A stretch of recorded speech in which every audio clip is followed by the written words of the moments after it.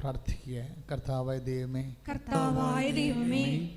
ഞങ്ങളുടെ ഈ കണ്ണീരിന്റെ കാലത്ത്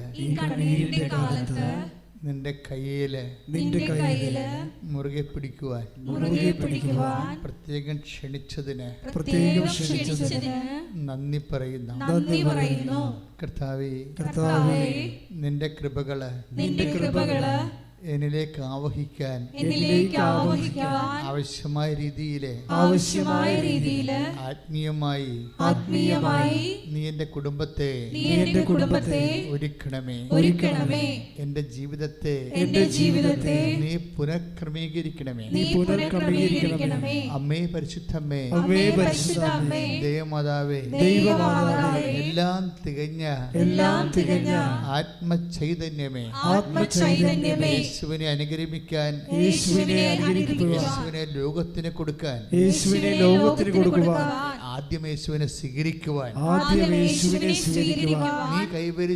നീ കൈവരിച്ച ദൈവിക നിലപാടുകള്, സമീപനങ്ങള്, ആധ്യാത്മിക അനുചര്യ എന്റെ ജീവിതത്തിലെ അഭിഷേകം നൽകണമേ. ശ്രദ്ധിക്കട്ടെ. Hallelujah, hallelujah, hallelujah. യേശുവേ നന്ദി. Hallelujah, hallelujah, hallelujah. യേശുവേ ആരാധന, ആരാധന, ആരാധന. Hallelujah, hallelujah. ആര് ആരാധനയിൽ പങ്കെടുക്കുമ്പോഴും നമുക്ക് പുതിയ ആരാധന പോലെ ആൾക്കാർക്ക് രോഗസൗഖ്യവും ആത്മീയ അഭിഷേകവും നടക്കുന്നത് എപ്പോഴും ആൾക്കാർ സാക്ഷ്യം പറഞ്ഞ് കേൾക്കാം. അത് കേൾക്കുമ്പോൾ എനിക്ക് ഭയങ്കര ആശ്വാസമാണ്. എന്താ കാര്യം വെച്ച് കഴിഞ്ഞാൽ ഇതൊരു പ്രോഗ്രാം അല്ലെന്നാണ് ഈശോ പറയണത്. ഇതൊരു പ്രോഗ്രാം ആണെങ്കിലേ ആ ഒരു ഓൺ ടൈമിന് മാത്രമേ അതിൻ്റെ ബ്ലെസ്സിങ്സ് ഉണ്ടാകത്തുള്ളൂ. ഇതൊരു മിനിസ്ട്രിയാണ്, ഇതൊരു ശുശ്രൂഷയാണ്. കർത്താവ് വചനത്തിന് പ്രാധാന്യം കൊടുക്കുന്ന പോലെ തന്നെ വചനം വിശ്ലേഷിച്ച് വിളമ്പിക്കൊടുക്കുന്ന ആ വേദിക്കും കർത്താവ് അതേ അഭിഷേകമാണ് കൊടുക്കുന്നത്. അപ്പോൾ ഈ മദർ ബോർഡിൻ്റെ അതേ അഭിഷേകം നിങ്ങൾ ഹാൻഡ്സെറ്റിനും ഉണ്ടാകണം. അതുകൊണ്ട് തന്നെ നിങ്ങളുടെ നെഞ്ചിലെ കൈ പൊത്തിക്കൊണ്ട് ഹൃദയം ഈശോയ്ക്ക് ഏൽപ്പിച്ചുകൊണ്ട് പ്രാർത്ഥിക്കുക. കർത്താവായ ദൈവമേ, എമ്മാവുസിലെ ശിഷ്യന്മാരെ പോലെ ഞങ്ങളെയും അങ്ങയുടെ വചനം കേൾക്കാനും കേട്ട് ജ്വലിക്കാനും തിരിച്ചു നടക്കാനും കൂട്ടായ്മയിൽ കൂടുവാനും സുവിശേഷമാകുവാനും സുവിശേഷമേകുവാനും ഇപ്പോൾ അഭിഷേകം ചെയ്യണമേ. ശ്രദ്ധിക്കട്ടെ. ഹല്ലേലൂയ, യേശുവേ നന്ദി. Hallelujah, hallelujah, hallelujah, hallelujah. യേശുവേ സ്തുതി. Hallelujah, hallelujah. നമ്മളോട് ചോദിക്കേണ്ട ഒരു 10,000 ചോദ്യങ്ങൾ, അതെല്ലാം കൂടി എടുത്തിട്ട് ഈശോ ഒറ്റ ചോദ്യമാക്കിയിട്ടുണ്ട്. ആ ഒറ്റ ചോദ്യത്തിൽ നിങ്ങളെല്ലാവരും ഉണ്ട്. ഇപ്പം നമ്മൾ ഏറ്റവും പ്രിയപ്പെട്ടവരോട് ചോദിക്കേണ്ട ചോദ്യം എന്താണ്? ഇപ്പോൾ ഒരു 10, 20, 27 വയസ്സായ ആൾക്കാരോട് നമ്മൾ ചോദിക്കും, എന്താ മാരേജൊന്നും ആയില്ലേ എന്ന് ചോദിക്കും, അല്ലേ? കല്യാണം ആയില്ലേ ചോദിക്കും. ആയെങ്കിൽ നമ്മൾ അറിയുമല്ലോ, അല്ലേ? അടുപ്പമുള്ളവരാരെങ്കിലും വിളിക്കുമല്ലോ കല്യാണത്തിന്, ആയെങ്കിലും അറിയുമല്ലോ. അപ്പോൾ അവരോട് ചോദിക്കുക, എന്താ കല്യാണമൊന്നും ആയില്ലേ എന്ന് ചോദിക്കും. ദാറ്റ്സ് ഓക്കെ, അതൊരു ചോദ്യമാണ്. ആ ചോദ്യം ഒരു ആധ്യാത്മിക ചോദ്യമൊന്നുമല്ല, വളരെ പക്ക ഭൗതികമായ ഒരു ചോദ്യമാണ്, അല്ലേ?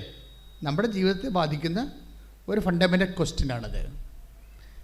പിന്നെ കല്യാണം കഴിഞ്ഞ് കഴിഞ്ഞാൽ നമ്മൾ ഏറ്റവും അടുത്തവരോട് ചോദിക്കും, എന്താ കുട്ടികളൊന്നും ആയില്ലേ എന്ന് ചോദിക്കും, ഇല്ലേ? അത് ഏറ്റവും അടുപ്പമുള്ളവരെ ചോദിക്കത്തുള്ളൂ, അല്ലാതെ വഴിയെ കൊണ്ടൊക്കെ ചോദിക്കുക, വഴിയെ കൊണ്ടൊരു ചോദിക്കുക ഇല്ല. ഏറ്റവും അടുപ്പമുള്ളവരാണ് ആ ചോദ്യം ചോദിക്കുന്നത്, ആയില്ലെന്ന് ചോദിക്കും. ചിലർ ചോദിക്കും ജോലിയൊന്നും ആയില്ലേ, ചിലർ ചോദിക്കും വീട് വെച്ചില്ലേ എന്ന് ചോദിക്കും, അല്ലേ? കുഞ്ഞുങ്ങളൊക്കെ എവിടെയാണ് പഠിക്കണത്? ഇങ്ങനെയെല്ലാം വളരെ ഇൻറ്റിമേറ്റുള്ള ആൾക്കാർ നമ്മളോട് ചോദിക്കേണ്ട ഒരു ചോദ്യമാണത്. ഇങ്ങനെ മനുഷ്യൻ്റെ ഏറ്റവും ജീവിതത്തെ നിലനിർത്തുന്ന കുറേ ചോദ്യങ്ങളാണ് നമ്മുടെ ബന്ധുക്കളും ഉറ്റവരും ഉടയവരും നമ്മളോട് ചോദിക്കുന്നത്. ആ ചോദ്യങ്ങളെല്ലാം ഉള്ളിലൊതുക്കിക്കൊണ്ട് ഈശോ ഒരു ചോദ്യം ചോദിച്ചു. എന്താണ്? കുഞ്ഞുങ്ങളെ, മീൻ വല്ലതും ഉണ്ടോ? എൻ്റെ ക്ലിയറായ സംഭവം. ആ ചോദ്യത്തിലെല്ലാം ഉണ്ട്. അതായത് അവർ രാത്രി മുഴുവനും പണിപ്പെട്ടിരിക്കുകയാണ്, ഇല്ലേ? നമ്മുടെ വിശുദ്ധ യോഹന്നാൻ്റെ സുവിശേഷത്തിലാണ് ആ ചോദ്യമുള്ളത്. ഞാൻ ഓർത്തത് മീനിൻ്റെ കാര്യം മാത്രമാണ് ഇതെന്നും പറഞ്ഞാണ് ഞാൻ ഇത്രയും നാളൊക്കെ ജീവിച്ചത്. പക്ഷേ കഴിഞ്ഞ ദിവസം പരിശുദ്ധാത്മാവ് പറഞ്ഞു, what nonsense you are talking. Jesus is more concerned about the basic needs of the entire world. ഈശോ അതിനുവേണ്ടി അയക്കപ്പെട്ടവനാണ്. എന്താണ്? എക്കാലങ്ങളിലുമുള്ള എല്ലാ മനുഷ്യരുടെയും അടിസ്ഥാനപരമായ ആവശ്യങ്ങളാണ് Jesus more concerned about that. അതുകൊണ്ട് നിൻ്റെ ക്ഷേമം, നിന്നോടുള്ള കരുതലായി അവൻ്റെ ഹൃദയത്തിലുണ്ട്. കൈയിട്ടിച്ച് കർത്താവിനെ സ്തുതിക്കട്ടെ. അഭിഷേകത്തിന് അവകാശിയാണ്. പക്ഷേ അഭിഷേക അവകാശം നേടുന്നത് ഒരു ആത്മജ്ഞാനത്തിലൂടെയാണ്. എന്താണ് ആത്മജ്ഞാനം എന്ന് പറയുന്നത്? നിൻ്റെ ഭർത്താവിനേക്കാൾ ഈശോ നിന്നെ സ്നേഹിക്കുന്നു എന്നുള്ളതാണ്. നിൻ്റെ അപ്പായേക്കാളും നിൻ്റെ അമ്മയെക്കാളും നിൻ്റെ ഭാര്യയെക്കാളും നിൻ്റെ ഭർത്താവിനേക്കാളും ഈശോ നിന്നെ സ്നേഹിക്കുന്നു. ഒന്ന് പറഞ്ഞേ, കൈ നെഞ്ചത്ത് വെച്ച് പറഞ്ഞേ, എൻ്റെ ജീവിത പങ്കാളിയേക്കാൾ ഞാൻ ഏറ്റവും കരുതുന്ന എൻ്റെ ഫ്രണ്ടിനേക്കാളും എൻ്റെ കൂടപ്പിറപ്പിനേക്കാളും എൻ്റെ ഈശോ എന്നെ സ്നേഹിക്കുന്നു. എൻ്റെ കർത്താവേ, അതിൻ്റെ ആ ഒരു ബോധം നിന്നെ നയിക്കണം. അതാണ് അഭിഷേകത്തിൻ്റെ ആധാരം.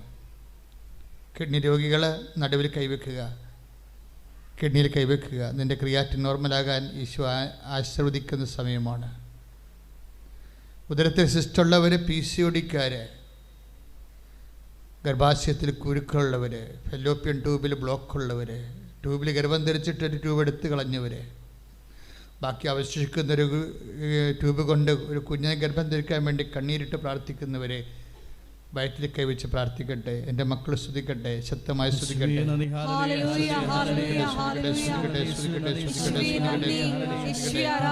കർത്താവേ, ഞാൻ ഈ മക്കൾക്ക് വേണ്ടി പ്രാർത്ഥിക്കുന്നു. ഈശോ, അമ്മേ, പരിശുദ്ധമേ, ദേവമാതാവേ, എല്ലാവർക്കും വേണ്ടി മധ്യസ്ഥ വഹിക്കുന്നതിന് നന്ദി പറയുന്നു. ഇപ്പോഴാരെല്ലാം എവിടെയെല്ലാം വയറ്റിൽ കൈവച്ചുകൊണ്ട് പ്രാർത്ഥിക്കുന്നുവോ, വാസ്തവത്തിലും ഓൺലൈനിലും പ്രാർത്ഥിക്കുന്നവരെ കർത്താവേ, ഈശോ നിന്റെ തിരുമുറിവാർന്ന ആണിപ്പെടുതാറുന്ന അത്ഭുത കരത്താൽ ഈശോയെ അവരെ സ്പർശിക്കണമേ. അടിപ്പട പോലെ, വൈദാഘാതം പോലെ ദൈവികമായ ശക്തി ആരാധന പ്രസരിക്കട്ടെ യേശുവിന്റെ നാമത്തിലെ. പ്രസവത്തിൻ്റെ സിസേറിയനായാലും ശരി, നിങ്ങളുടെ ഹൃദയത്തിൻ്റെ നിങ്ങളുടെ അവയവങ്ങളുടെ ഏതെങ്കിലും ഓപ്പറേഷൻ ആയാലും ശരി, എല്ലാ ഓപ്പറേഷനിലും കർത്താവ് പരിശുദ്ധ അമ്മ തിയേറ്ററിൽ വരുവാനും നിന്നെ ഓപ്പറേറ്റ് ചെയ്യുന്ന ഡോക്ടറിനെ കർത്താവ് അഭിഷേകം ചെയ്യാനും അവിടെ എല്ലാം ഉപയോഗിക്കുന്ന എല്ലാ ഇൻസ്ട്രുമെൻറ്റുകൾ കർത്താവിൻ്റെ കൃപയാൽ നിറയപ്പെടാനും വേണ്ടി നീ എന്ത് അവസ്ഥയിലാണോ ഓപ്പറേഷൻ തിയേറ്ററിലേക്ക് പ്രവേശിച്ചത്, അതിൻ്റെ പോസ്റ്റ് ഓപ്പറേഷൻ പീരീഡിൽ നീ അതിനേക്കാൾ പവർഫുള്ളായിട്ട് സർവശക്തിയോടുകൂടി നിന്റെ ജീവിത ദൗത്യത്തിലേക്ക് കടന്നു വരാൻ വേണ്ടി സ്തുതിക്കട്ടെ, സ്തുതിക്കട്ടെ, സ്തുതിക്കട്ടെ. കർത്താവേ, ഓപ്പറേഷനിലേക്ക് പോകാൻ പോകുന്ന എല്ലാവരെയും സംബന്ധിച്ച് പ്രാർത്ഥിക്കുന്നു. ഈ ധ്യാനം എപ്പോഴെല്ലാം എവിടെയെല്ലാം ആരെല്ലാം എപ്പോഴെല്ലാം കൂടുന്നുവോ കാലങ്ങളെല്ലാം നടക്കുന്ന മുഴുവൻ ഓപ്പറേഷൻ തിയേറ്ററുകളെ, ആ വ്യക്തികളെ കർത്താവെ സമർപ്പിച്ച് പ്രാർത്ഥിക്കുന്നു. കർത്താവ് ICU ആയിരിക്കുന്നവരെ സംബന്ധിച്ച് പ്രാർത്ഥിക്കുന്നു, വെന്റിലേറ്ററിലായിരിക്കുന്നവരെ സംബന്ധിച്ച് പ്രാർത്ഥിക്കുന്നു, അതിൻ്റെ ഉറ്റവരെ ബൈസ്റ്റാൻഡേഴ്സിനെ സംബന്ധിച്ച് പ്രാർത്ഥിക്കുന്നു.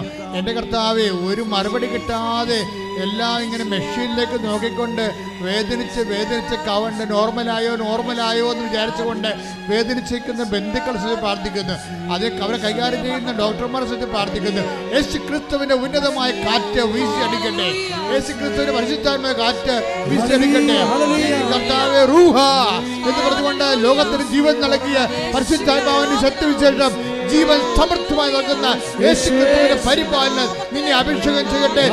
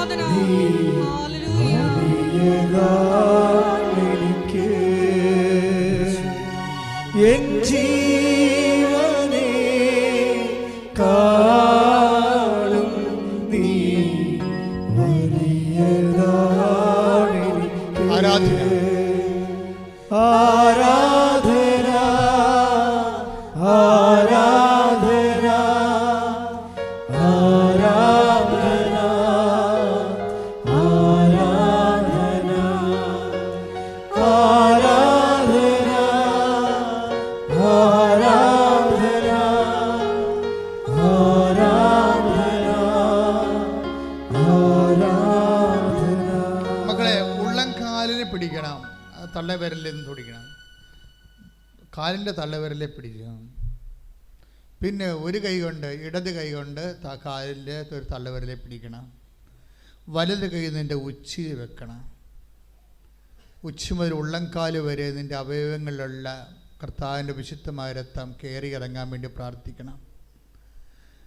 നിൻ്റെ ആന്തരിക അവയവങ്ങളുടെ രോഗങ്ങളും അതിൻ്റെ മൂലകാരണങ്ങളും കർത്താവെ, മക്കൾ ഉള്ളംകാല് മുതൽ ഉച്ചി വരെ നിനക്ക് സമർപ്പിക്കണം ഈശോയെ. അതിൽ യൂട്രസ് ഉണ്ട്, മൂത്രാശയങ്ങളുണ്ട്, ഗർഭാശയങ്ങളുണ്ട്, നടുവിലുണ്ട്, ഇടുപ്പലുണ്ട്. കർത്താവെ, ഏതെല്ലാം ഞരമ്പുകൾ ബ്ലോക്കായുള്ള ഞരമ്പുകളുണ്ട് ഈശോയെ. അതുപോലെ തന്നെ കർത്താവ്, പല മക്കൾ ശ്വാസകോശ സംബന്ധമായ രോഗങ്ങൾ അനുഭവിക്കുന്നുണ്ട് ഈശോയെ. ശ്വാസകോശ രോഗങ്ങൾ, കരൾ രോഗങ്ങൾ ഈശോ അനുഭവിക്കുന്നുണ്ട് ഈശോയെ. പങ്ക്രിയാസ് രോഗങ്ങൾ കർത്താവെ, കുടലിൻ്റെ കുരുക്കൾ കർത്താവെ, അൾസർ പോലെയുള്ള രോഗങ്ങൾ, RSS പോലെയുള്ള രോഗങ്ങൾ ഈശോയെ. തൊണ്ടയുടെ ക്യാൻസർ, തൈറോയ്ഡ് രോഗങ്ങൾ, ടോൺസൈറ്റ് രോഗങ്ങൾ, സ്പോണ്ടിലോസിസിൻ്റെ രോഗങ്ങൾ ഈശോയെ. കർത്താവ്, എൻസെഫാലോ ഡിസീസുകളെല്ലാം കർത്താവെ, ഇതുപോലെ മുഴുവൻ രോഗങ്ങൾ ഈശോ വിശുദ്ധ രക്തം, അവൻ്റെ വിശുദ്ധമായ രക്തത്താലാണ് നമ്മൾ വീണ്ടെടുത്തത് ഞങ്ങൾ പൂർണ്ണമായി വിശ്വസിക്കുന്ന കർത്താവെ.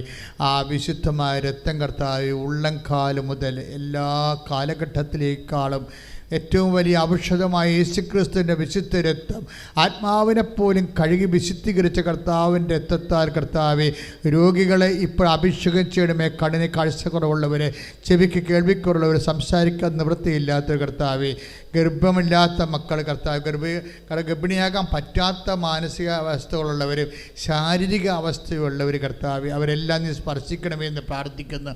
കർത്താവെ, നിൻ്റെ തിരുമുറിവാർന്ന വലതുകരം കർത്താവ് ഉള്ളംകാലം ഉച്ചവരെ കർത്താവ് സ്പർശിക്കട്ടെ എന്ന് മക്കളെ സ്തുതിക്കട്ടെ.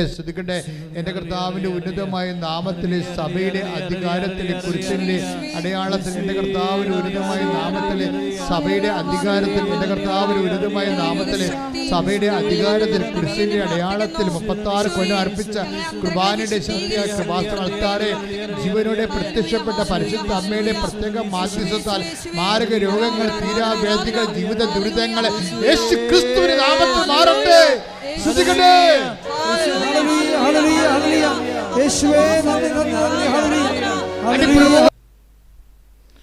അതുപോലെ തന്നെ പലതരത്തിലുള്ള കോടതി കേസുകൾ, തർക്കങ്ങൾ, സമരിയാകുന്ന ചർച്ചാ സമ്മേളനങ്ങൾ എല്ലാം സംബന്ധിച്ച് പ്രാർത്ഥിക്കുന്നു. ഭാഗോടമ്പടി നടക്കാത്തവർ, അതിൽ തർക്കപുരിടമുള്ളവർ, സ്ഥലം വിറ്റ് മാറ്റാൻ പറ്റാത്തവർ, സ്ഥലം വാങ്ങിക്കാൻ പറ്റാത്തവർ, വീട് വെക്കാൻ പറ്റാത്തവർ, വാടക താമസിക്കുന്നവർ, ഒറ്റയ്ക്കും പാട്ടത്തിനും താമസിക്കുന്നവർ, ഇൻ്റർവ്യൂ ടെസ്റ്റ് എഴുതിയതിനു ശേഷം റിസൾട്ട് പ്രതീക്ഷിക്കുന്നവർ, സർട്ടിഫിക്കറ്റ് വിത്ത് ഹെൽഡായി പോയവർ, വിദേശ രാജ്യങ്ങളിലെ പഠനം പൂർത്തിയാക്കാതെ പോരേണ്ടി വന്നവർ, തിരിച്ചു പോകേണ്ടി വരുന്ന അവസ്ഥയിൽ പണമില്ലാതെ വിഷമിക്കുന്നവർ, അങ്ങനെ വ്യത്യസ്തങ്ങളായ മേഖലകളിലെ പഠനങ്ങൾ കർത്താവ് ഓഫർ ലെറ്റർ വന്നു, അതേസമയം തന്നെ വിസ വരാത്തവർ, ഇങ്ങനെ വ്യത്യസ്തങ്ങളായ മേഖലകളിലെ ഈ ആഴ്ചയിലെ ഇൻ്റർവ്യൂവും ടെസ്റ്റും വ്യത്യസ്തമായ പ്രധാനപ്പെട്ട ഡേറ്റുകളുള്ളവർ, ഇന്ന ഡേറ്റുകൾ സമയമുള്ളവർ, ആ സമയത്ത് കർത്താവ് പ്രവർത്തിച്ചില്ലെങ്കിൽ അവിടെ ജീവിതം കുരുങ്ങിപ്പോകുന്നവരെല്ലാവരും സ്തുതിക്കട്ടെ.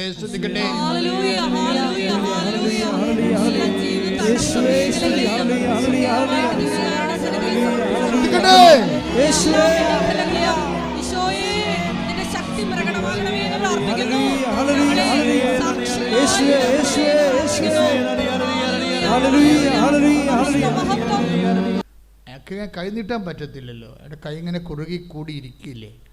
ഐ കാൻ ജീസസ്, പട്ടിണിയില്ല കർത്താവേ എന്ന് പറഞ്ഞു. പട്ടിണിയില്ല കർത്താവേ, അത് വലിയ ഒരു അവസ്ഥയാണ് ശരിക്കും പറഞ്ഞാൽ. നമുക്ക് സുഖം പ്രാപിക്കാനൊക്കെ ആഗ്രഹമുണ്ട്, ആരും നമ്മൾ ചോദിക്കാനില്ല. പക്ഷേ നമുക്ക് എന്തെങ്കിലും ആനുകൂല്യം കിട്ടുമെന്ന് പറഞ്ഞാൽ, പക്ഷേ അതിൻ്റെ അടിസ്ഥാന കാര്യങ്ങൾ കൊടുക്കാൻ നമുക്ക് നമ്മുടെ കയ്യിലില്ല. It's a tragedy. അത് ഈശോ അഡ്രസ് ചെയ്യുന്നുണ്ട്.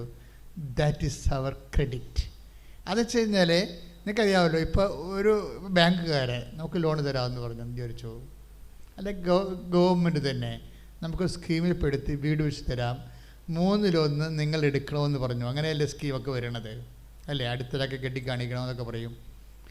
അപ്പം അല്ലെങ്കിൽ സ്ഥലം നമുക്ക് വേണമെന്ന് പറയും. സ്ഥലം ഉണ്ടെങ്കിൽ വീട് സ്ഥലവും വീടും തരത്തില്ലല്ലോ. സ്ഥലം ഉള്ളവർക്കാണ് വീട് കിട്ടുന്നത്. പക്ഷേ സ്ഥലവും ഇല്ലെങ്കിൽ എന്തു ചെയ്യും? അങ്ങനെ ഒരു മനുഷ്യനെയാണ് നമ്മൾ ഈ മർക്കോസിൽ കാണുന്നത്. എന്താ കാര്യം? ജന്മനായാൾക്ക് കൈ കുറുകിയിരിക്കുക. ഈശോയോട് എന്താ പറഞ്ഞിരിക്കുന്നത്? സ്ട്രെച്ച് ഔട്ട് യുവർ ഹാൻഡ്സ്, കൈ നീട്ടാൻ പറഞ്ഞ്.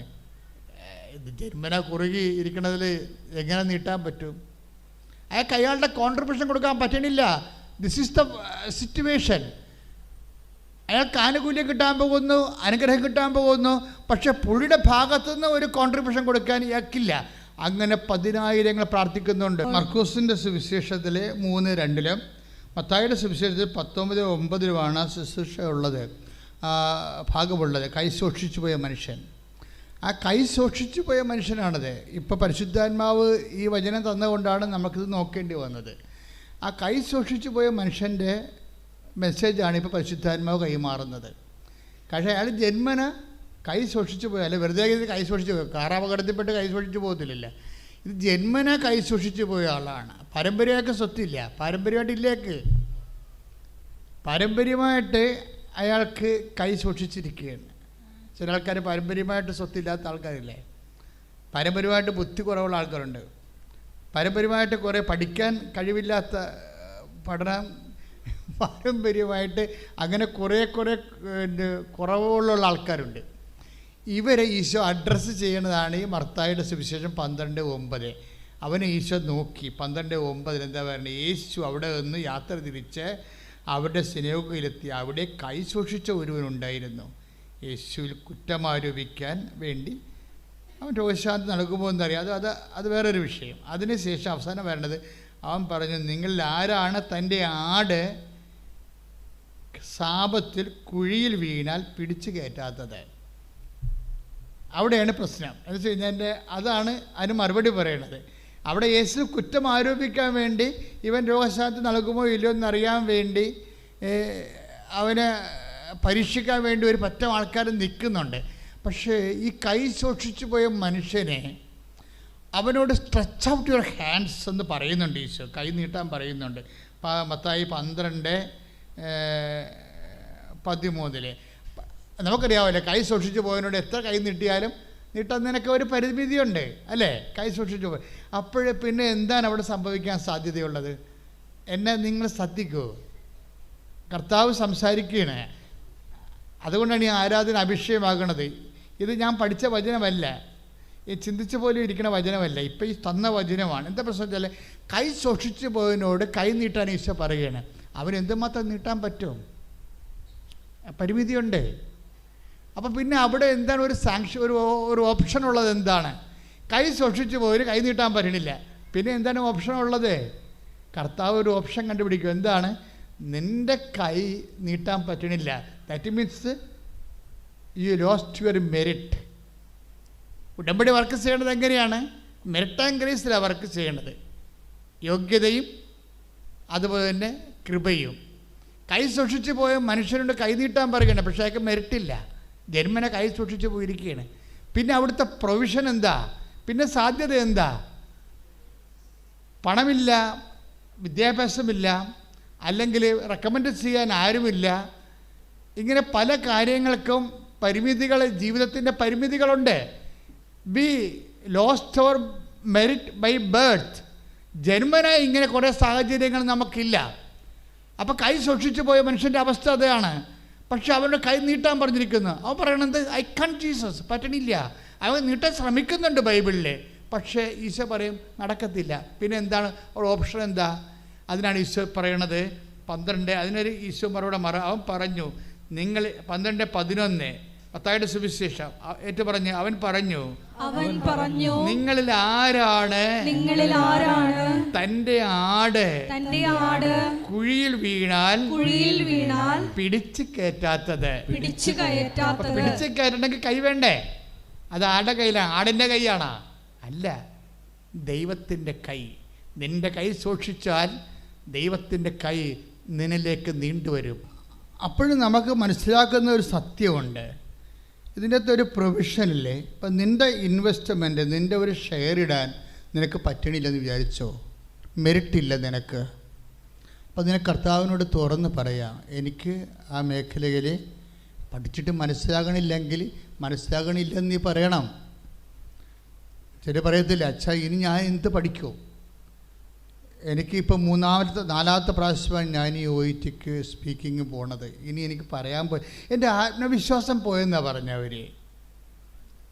ഞാൻ ഇനി എഴുതണോ വേണ്ടെന്ന് അച്ഛൻ പറയാൻ പറഞ്ഞു. ഞാൻ പറഞ്ഞു, ഞാൻ പറയണം നീ എഴുതണമെന്ന് പറയും. എന്താ കാര്യം, ഞാൻ എന്തിനാണ് പറയണത്, ഞാൻ അമ്മയിൽ ആശ്രയിച്ചല്ലേ പറയണത്. അമ്മ കാര്യം എപ്പോഴും വർക്ക് ചെയ്യണത്, എപ്പോഴും ഉടമ്പടി വർക്ക് ചെയ്യണത്.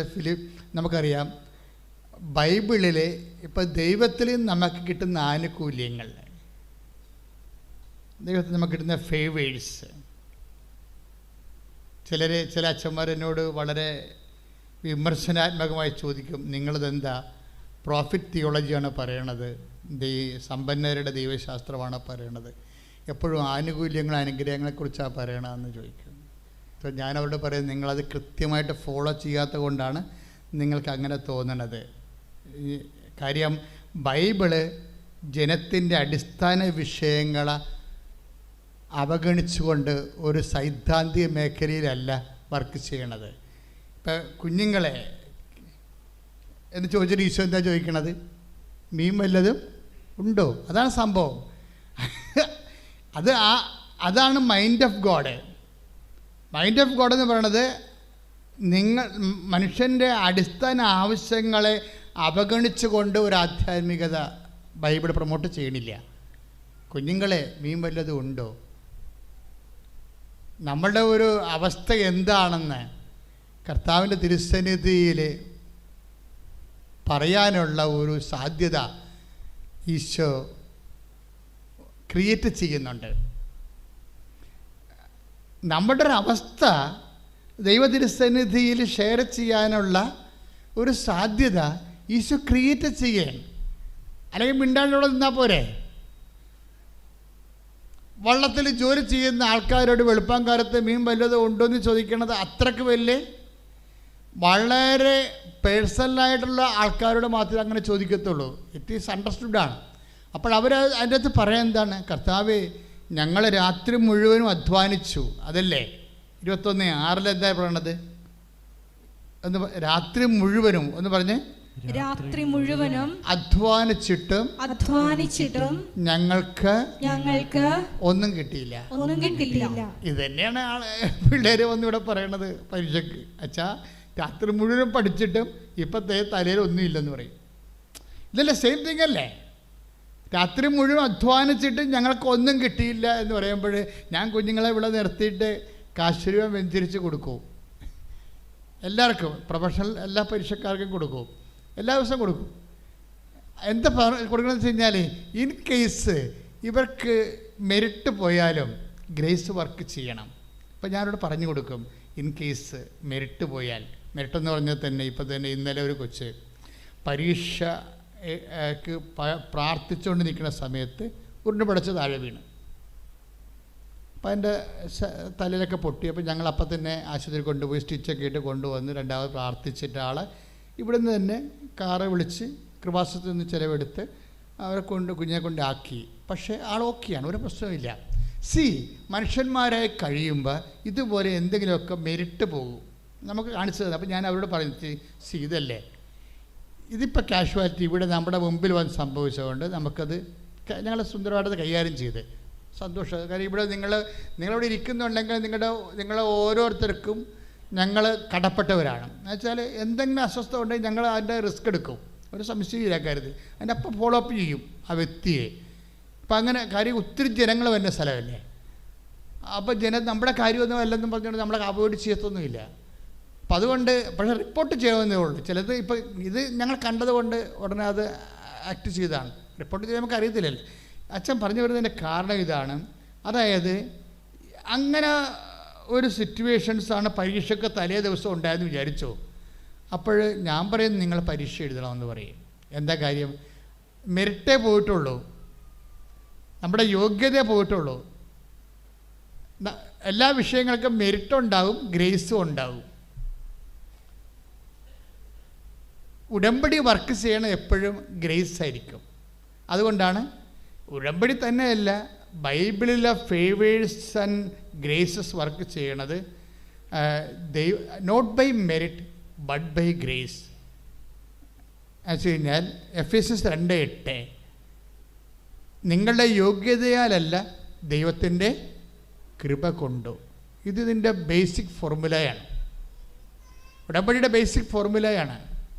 നിങ്ങളുടെ അപ്പോൾ ഈ മരിയൻ ഉടമ്പടിയുടെ മാത്രമല്ല, ഒരു 8 കവനൻറ്റുകൾ ദൈവം സ്ഥാപിച്ചിട്ടുണ്ട് ഇല്ലേ? ആദത്തിൻ്റെ കവനൻ്റ്, ഏദൻ തോട്ടൽ വെച്ച് നടത്തിയ കവനൻ്റ് ഉടമ്പടി, അതിനുശേഷം നോഹയുമായി നടത്തിയ കവനൻ്റ്, എബ്രാഹുമായി നടത്തിയ കവനൻ്റ് ഉടമ്പടി, അതുപോലെ തന്നെ മോസസുമായി നടത്തിയ കവനൻ്റ്, ജോഷുവയുമായി നടത്തിയ കവനൻ്റ്, ദാവീദുമായി നടത്തിയ കവനൻ്റ്, പിന്നെ ഈശോ സ്ഥാപിച്ച കുർബാന എന്ന കവനൻ്റ്. എല്ലാം ഉടമ്പടിയാണ്. ദൈവം ഉടമ്പടിയെ ചെയ്യത്തുള്ളൂ. അപ്പോൾ അത് പക്ഷേ ഈ ഉടമ്പടികളെല്ലാം വർക്കൗട്ട് ചെയ്യണത് 2 ഫോർമുല. ഇതാണ് not by merit but by grace. എന്താണ്? നിങ്ങളുടെ യോഗ്യതയല്ല, മറിച്ച് കർത്താവിൻ്റെ കൃപ കൊണ്ട്. അപ്പം മെറ്റീരിയൽ, നിങ്ങളുടെ യോഗ്യത എന്ന് പറഞ്ഞാൽ എന്താണ്? നമ്മുടെ പഠനം, നമ്മുടെ ആരോഗ്യം, നമ്മുടെ സൗന്ദര്യം, നമ്മളുടെ കുടുംബം, നമ്മുടെ സ്വാധീനം, റെക്കമെൻഡ് ചെയ്യാനുള്ള കഴിവ്, ഇങ്ങനെ ഇതെല്ലാം നമ്മുടെ ഫിസിക്കൽ ആയിട്ടുള്ള കപ്പാസിറ്റി എല്ലാം മെറിറ്റാണ്. ഈ മെറിറ്റ്, ഒരു മെറിറ്റും ഇല്ലാത്തൊരു മനുഷ്യനല്ലേ ഇപ്പോൾ ഈശോ സിമ്പിളാക്കുന്നത് 12:9 എന്താണ്? ജന്മനാ കൈ സൂക്ഷിച്ചു പോയി, മെറിറ്റില്ലെന്നാണ് പറയണത്. പരിശുദ്ധാത്മാവ് എന്താ പറഞ്ഞത്? ഞാൻ ഈ 21-ാം സങ്കീർത്തനമാണ്, 21-ാമത്തെ അധ്യായം, യോഹന്നാൻ്റെ അധ്യായമാണ് വെളുപ്പിനെ പ്രാർത്ഥിച്ചത്. പഠിക്കണ കാര്യമില്ലല്ലോ, അത് പരിശുദ്ധാത്മാവ് നമുക്ക് തരുന്ന ഒരു നോട്ടനുസരിച്ച് ഞാനത് ശുശ്രൂഷ നടത്തുന്നതാണ്. അതിന് പഠിക്കണത് വ്യാഖ്യാനങ്ങൾ സഭയുടെ വ്യാഖ്യാനങ്ങളാണോ എന്ന് നോക്കാൻ മാത്രമേ ഞാൻ പഠിക്കത്തുള്ളൂ. സഭ ഇതിനെക്കുറിച്ച് എന്ത് പറയുന്നു, സഭയുടെ ഒഫീഷ്യൽ ടെസ്റ്റ്, ബൈബിൾ വ്യാഖ്യാനം നമുക്ക് വായി തോന്നണ പോലെ പറയാൻ പറ്റത്തില്ല. ഒഫീഷ്യൽ പ്ലാറ്റ്ഫോമാണ് സഭയുടെ ഓൾട്ടർ എന്ന് പറയുമ്പോൾ. അപ്പോൾ അവിടുന്ന് അഭിഷിക്തനല്ലേ സംസാരിക്കണത്. അപ്പോൾ നമ്മളെപ്പോഴും സഭ എന്ത് ഈ വിഷയത്തിൽ പറയുന്നു എന്ന് നോക്കിയിട്ട് സഭയുടെ പഠനങ്ങളെ പൂരകമാക്കാനേ നമുക്ക് സംസാരിക്കാൻ പറ്റത്തുള്ളൂ. അപ്പോൾ ഞാനത് എപ്പോഴും നോക്കുന്നുണ്ട്. അങ്ങനെയാണ് പഠിക്കുന്നത് സഭ. അല്ലെങ്കിൽ നമ്മൾ പറയുന്നത് സഭയുടെ പഠനങ്ങളിൽ നിന്ന് വ്യത്യസ്തം വരില്ല. അങ്ങനെ വന്നു കഴിഞ്ഞാൽ പരിശുദ്ധാത്മാവിൻ്റെ ശോഷണം വർക്കൗട്ട് ചെയ്യത്തില്ല. അപ്പം അത് അങ്ങനെ ഞാൻ നോക്കും, സത്യമായിട്ട് നോക്കും. പക്ഷേ പലതും ഈശോ ഇവിടെ ഇപ്പം തന്നെ ഇപ്പോൾ ഈ കൈ സൂക്ഷിച്ചു പോയ മനുഷ്യനെക്കുറിച്ച് എന്താ ഈശോ പറയണത്? അത് അയാൾക്ക് ഫുൾ മെറിറ്റ് പോയ ഒരാളാണ്, കംപ്ലീറ്റ് മെറിറ്റില്ല. എന്താണ്? ജന്മന അയാൾക്ക് കൈ സൂക്ഷിച്ചിരിക്കുകയാണ്. പിന്നെ എന്താ ഈശോ പറയണത്? അയാൾക്ക് ചെയ്തിരിക്കണത് എന്താണ്? ഫുൾ ഗ്രേസാണ്. അതിന് ഈശോ എന്താ വെച്ചാൽ ദൈവത്തിൻ്റെ കൈയാണ് നീണ്ടു വരണത്. അയാളുടെ കൈ നീണ്ടു വരാൻ പറ്റണില്ലല്ലോ, ജന്മനല്ലേ. അതുകൊണ്ട് എന്ത് ചെയ്യും? ദൈവം എന്ത് ചെയ്യും? നിൻ്റെ ജന്മം ഇങ്ങനെയാണ്, നിൻ്റെ വിധിയാണിതെന്ന് പറഞ്ഞ് ദൈവം നിന്നെ കൈവിടത്തില്ല. പറഞ്ഞ് മനസ്സിലായില്ല? പല ആൾക്കാരും നമ്മുടെ വിധിയാണ്, അത് നമ്മുടെ വിധിയാണെന്ന് പറഞ്ഞ് നമ്മളെ കൈവിടും. പക്ഷേ ദൈവം വിധിയാണെന്ന് പറയും, കൈ സൂക്ഷിച്ചു പോയി, അത് നിൻ്റെ വിധിയാണ്, അത് നിൻ്റെ ജന്മമാണെന്ന് പറഞ്ഞ് ദൈവം നിന്നെ കൈവിടത്തില്ല. മറിച്ച് എന്ത് ചെയ്യും? നിങ്ങളുടെ ആരുടെ, അതാണ് 12:11 അല്ലേ? എന്താ എത്രയാ മോളെ? 12:13. അതായത് നിങ്ങളിൽ ആരുടെ ആടാണ് കിണറ്റിൽ വീണുപോയാൽ അതിനെ ശാപത്തിൽ പിടിച്ചു കയറ്റാത്തത്? അപ്പോൾ പിടിച്ചു കയറ്റുന്നത് ആരുടേതാണ്? ആടിൻ്റെ കൈയൊന്നും അല്ലല്ല, അകപ്പെട്ടവൻ്റെ കൈയാണോ? അല്ല, രക്ഷിക്കാൻ വന്നവൻ്റെ കൈയാണ്. രക്ഷിക്കാൻ വന്നവൻ ആരാണ്? യേശുവാണ്. യേശുവിൻ്റെ കൈകൾ നിൻ്റെ നേരെ നീളും, നിൻ്റെ കുടുംബത്തിൻ്റെ അവസ്ഥകളുടെ മേലെ നീരും. അതുകൊണ്ട് ശ്രദ്ധിക്കുക ദേവതലെ, നിനക്ക് ഒരു മെറിറ്റുമില്ലെന്ന് പറഞ്ഞുകൊണ്ട് നീ പ്രാർത്ഥന സ്റ്റോപ്പ് ചെയ്യരുത്.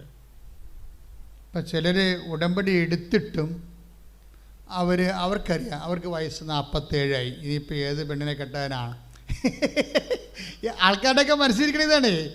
അവർ ഉടമ്പടി എടുക്കും, എന്നിട്ട് അവർ പണ്ടത്തെ പോലെ തന്നെ ചിന്തിക്കുകയും ജീവിക്കുകയും ചെയ്യും. അതല്ല, എനിക്ക് വയസ്സ് 47, ഇനി ഏത് പെണ്ണെ കെട്ടാനാണ്, എല്ലാവരും കരടായി പോവുകയാണ്. നമുക്ക് വേണ്ടുണ്ടാകുന്ന ചോദിച്ചിട്ട് ഇവൻ്റെ മെറിറ്റ് വെച്ച് ഇവനെ അണ്ടർ എസ്റ്റിമേറ്റ് ചെയ്തിട്ട് ഇവൻ്റെ കോൺഫിഡൻസ് പോകും. ദാറ്റ് ഈസ് നോൺസെൻസ് എന്നാണ് ബൈബിൾ പറയണത്. മനസ്സിലായില്ലേ? നിനക്ക് മെറിറ്റില്ല, യോഗ്യതയില്ല, ഫിസിക്കൽ മെറിറ്റില്ല, ഭൗതികമായ യോഗ്യതയില്ല എന്ന് വിചാരിച്ചുകൊണ്ട് നീ ഫയൽ ക്ലോസ് ചെയ്യരുത്. നിൻ്റെ ഫയലിൽ ഒപ്പിടാൻ വേണ്ടി ഒരാൾ കാത്തു നിൽക്കുന്നുണ്ട്. അപ്പോൾ ഫുൾ ആൻഡ് ഫുൾ ഗ്രാൻഡായിട്ട് തരികയാണ് ദൈവം. മനസ്സിലായേ? സബ്സിഡിയും ഉണ്ട്, ഗ്രാൻഡും ഉണ്ട്. ചിലപ്പോഴേ ഫുൾ ആൻഡ് ഫുൾ ഗ്രാൻഡായിട്ട് തരും. കഴിഞ്ഞ ദിവസം റീന ലാലു എന്ന് പറഞ്ഞൊരു കുഞ്ഞ്, ഒരു മോള് സാക്ഷ്യം പറഞ്ഞ കൊല്ലത്തുകാരത്തിയ ജോഷ്, ബീന ലാലുവിൻ്റെ സാക്ഷ്യത്തിൽ വരുന്നതേ ബീന ലാലുവിൻ്റെ മകനാണ്. നിങ്ങളെ സാക്ഷ്യം ഒന്ന് കേൾക്കണം കേട്ടോ. സാക്ഷ്യം എല്ലാം കേൾക്കണേ. സാക്ഷ്യം ഈ ഉടമ്പടിയായ കാരണമേ, ഉടമ്പടി സാക്ഷിയൊക്കെ പ്രവർത്തിക്കുന്ന ഒരു ടോണിക്ക് പോലെ പ്രവർത്തിക്കണം, ബൂസ്റ്ററാണ്. കാര്യം എന്തെങ്കിലും തരത്തിൽ നിങ്ങൾക്ക് ഈ ഉടമ്പടിക്കാരൊക്കെ എന്തെങ്കിലും തരത്തിലൊരു പമ്മിങ് വന്നു കഴിഞ്ഞാൽ 2 സാക്ഷി കേൾക്കുമ്പോൾ നിങ്ങൾ ബലം പ്രവർത്തിക്കും. എന്താ കാര്യം? ദൈവം അനുദിനം ചെയ്യണതാണ്, പണ്ട് ചെയ്തതല്ല, ഈ ആഴ്ച ചെയ്ത കാര്യങ്ങളാണ് നിങ്ങൾ വായിക്കുന്നത്. ഈ ആഴ്ച ചെയ്ത കാര്യങ്ങളാണ് നിങ്ങൾ വായിക്കുന്നത്. ഇപ്പം ബീന ലാലു അല്ലേ, ബീനാൻ്റെ സാക്ഷ്യം, ബീനലാൻ്റെ സാക്ഷ്യത്തിൽ ബീനമ്മൻ്റെ മകന് ജോലിയില്ല എന്ന് വെച്ച് കഴിഞ്ഞാൽ അവൻ നാട്ടിൽ നിന്ന് കുറേയൊക്കെ ജോലിക്ക് അന്വേഷിച്ച് ഒരു നിവൃത്തിയില്ലാത്ത രീതിയിൽ. അപ്പോൾ ഇവനെ ഇവിടുന്ന് ഏജൻറ്റ് കൊണ്ടുപോയി, ഗൾഫിലേക്ക് കൊണ്ടുപോയി. അവിടെ ചെന്നപ്പോൾ ഒരു കോഴിക്കോടുകാരൻ ഫോട്ടോഗ്രാഫർ അവനെ കണ്ടു. അവനോട് കാര്യങ്ങൾ ചെന്ന് പറഞ്ഞ് ശരി, ഇവൻ പഠിച്ചിരിക്കുന്ന ഹോട്ടൽ മാനേജ്മെൻറ്റാണ്. പക്ഷേ ഭക്ഷണം കഴിക്കണ്ടേ, പഠിച്ച ജോലി അവിടെ കിട്ടണില്ല, ഭക്ഷണം കഴിക്കണ്ടേ, താമസം വേണ്ടേ. അപ്പോൾ ഇവൻ്റെ താമസം എന്ന് പറയണത് ഒരു ബന്ധുവിൻ്റെ കൂടെ താമസിച്ച് പിന്നെ ഈ ഫോട്ടോഗ്രാഫർ ജോലി കിട്ടിയപ്പോൾ അങ്ങോട്ട് പോയി.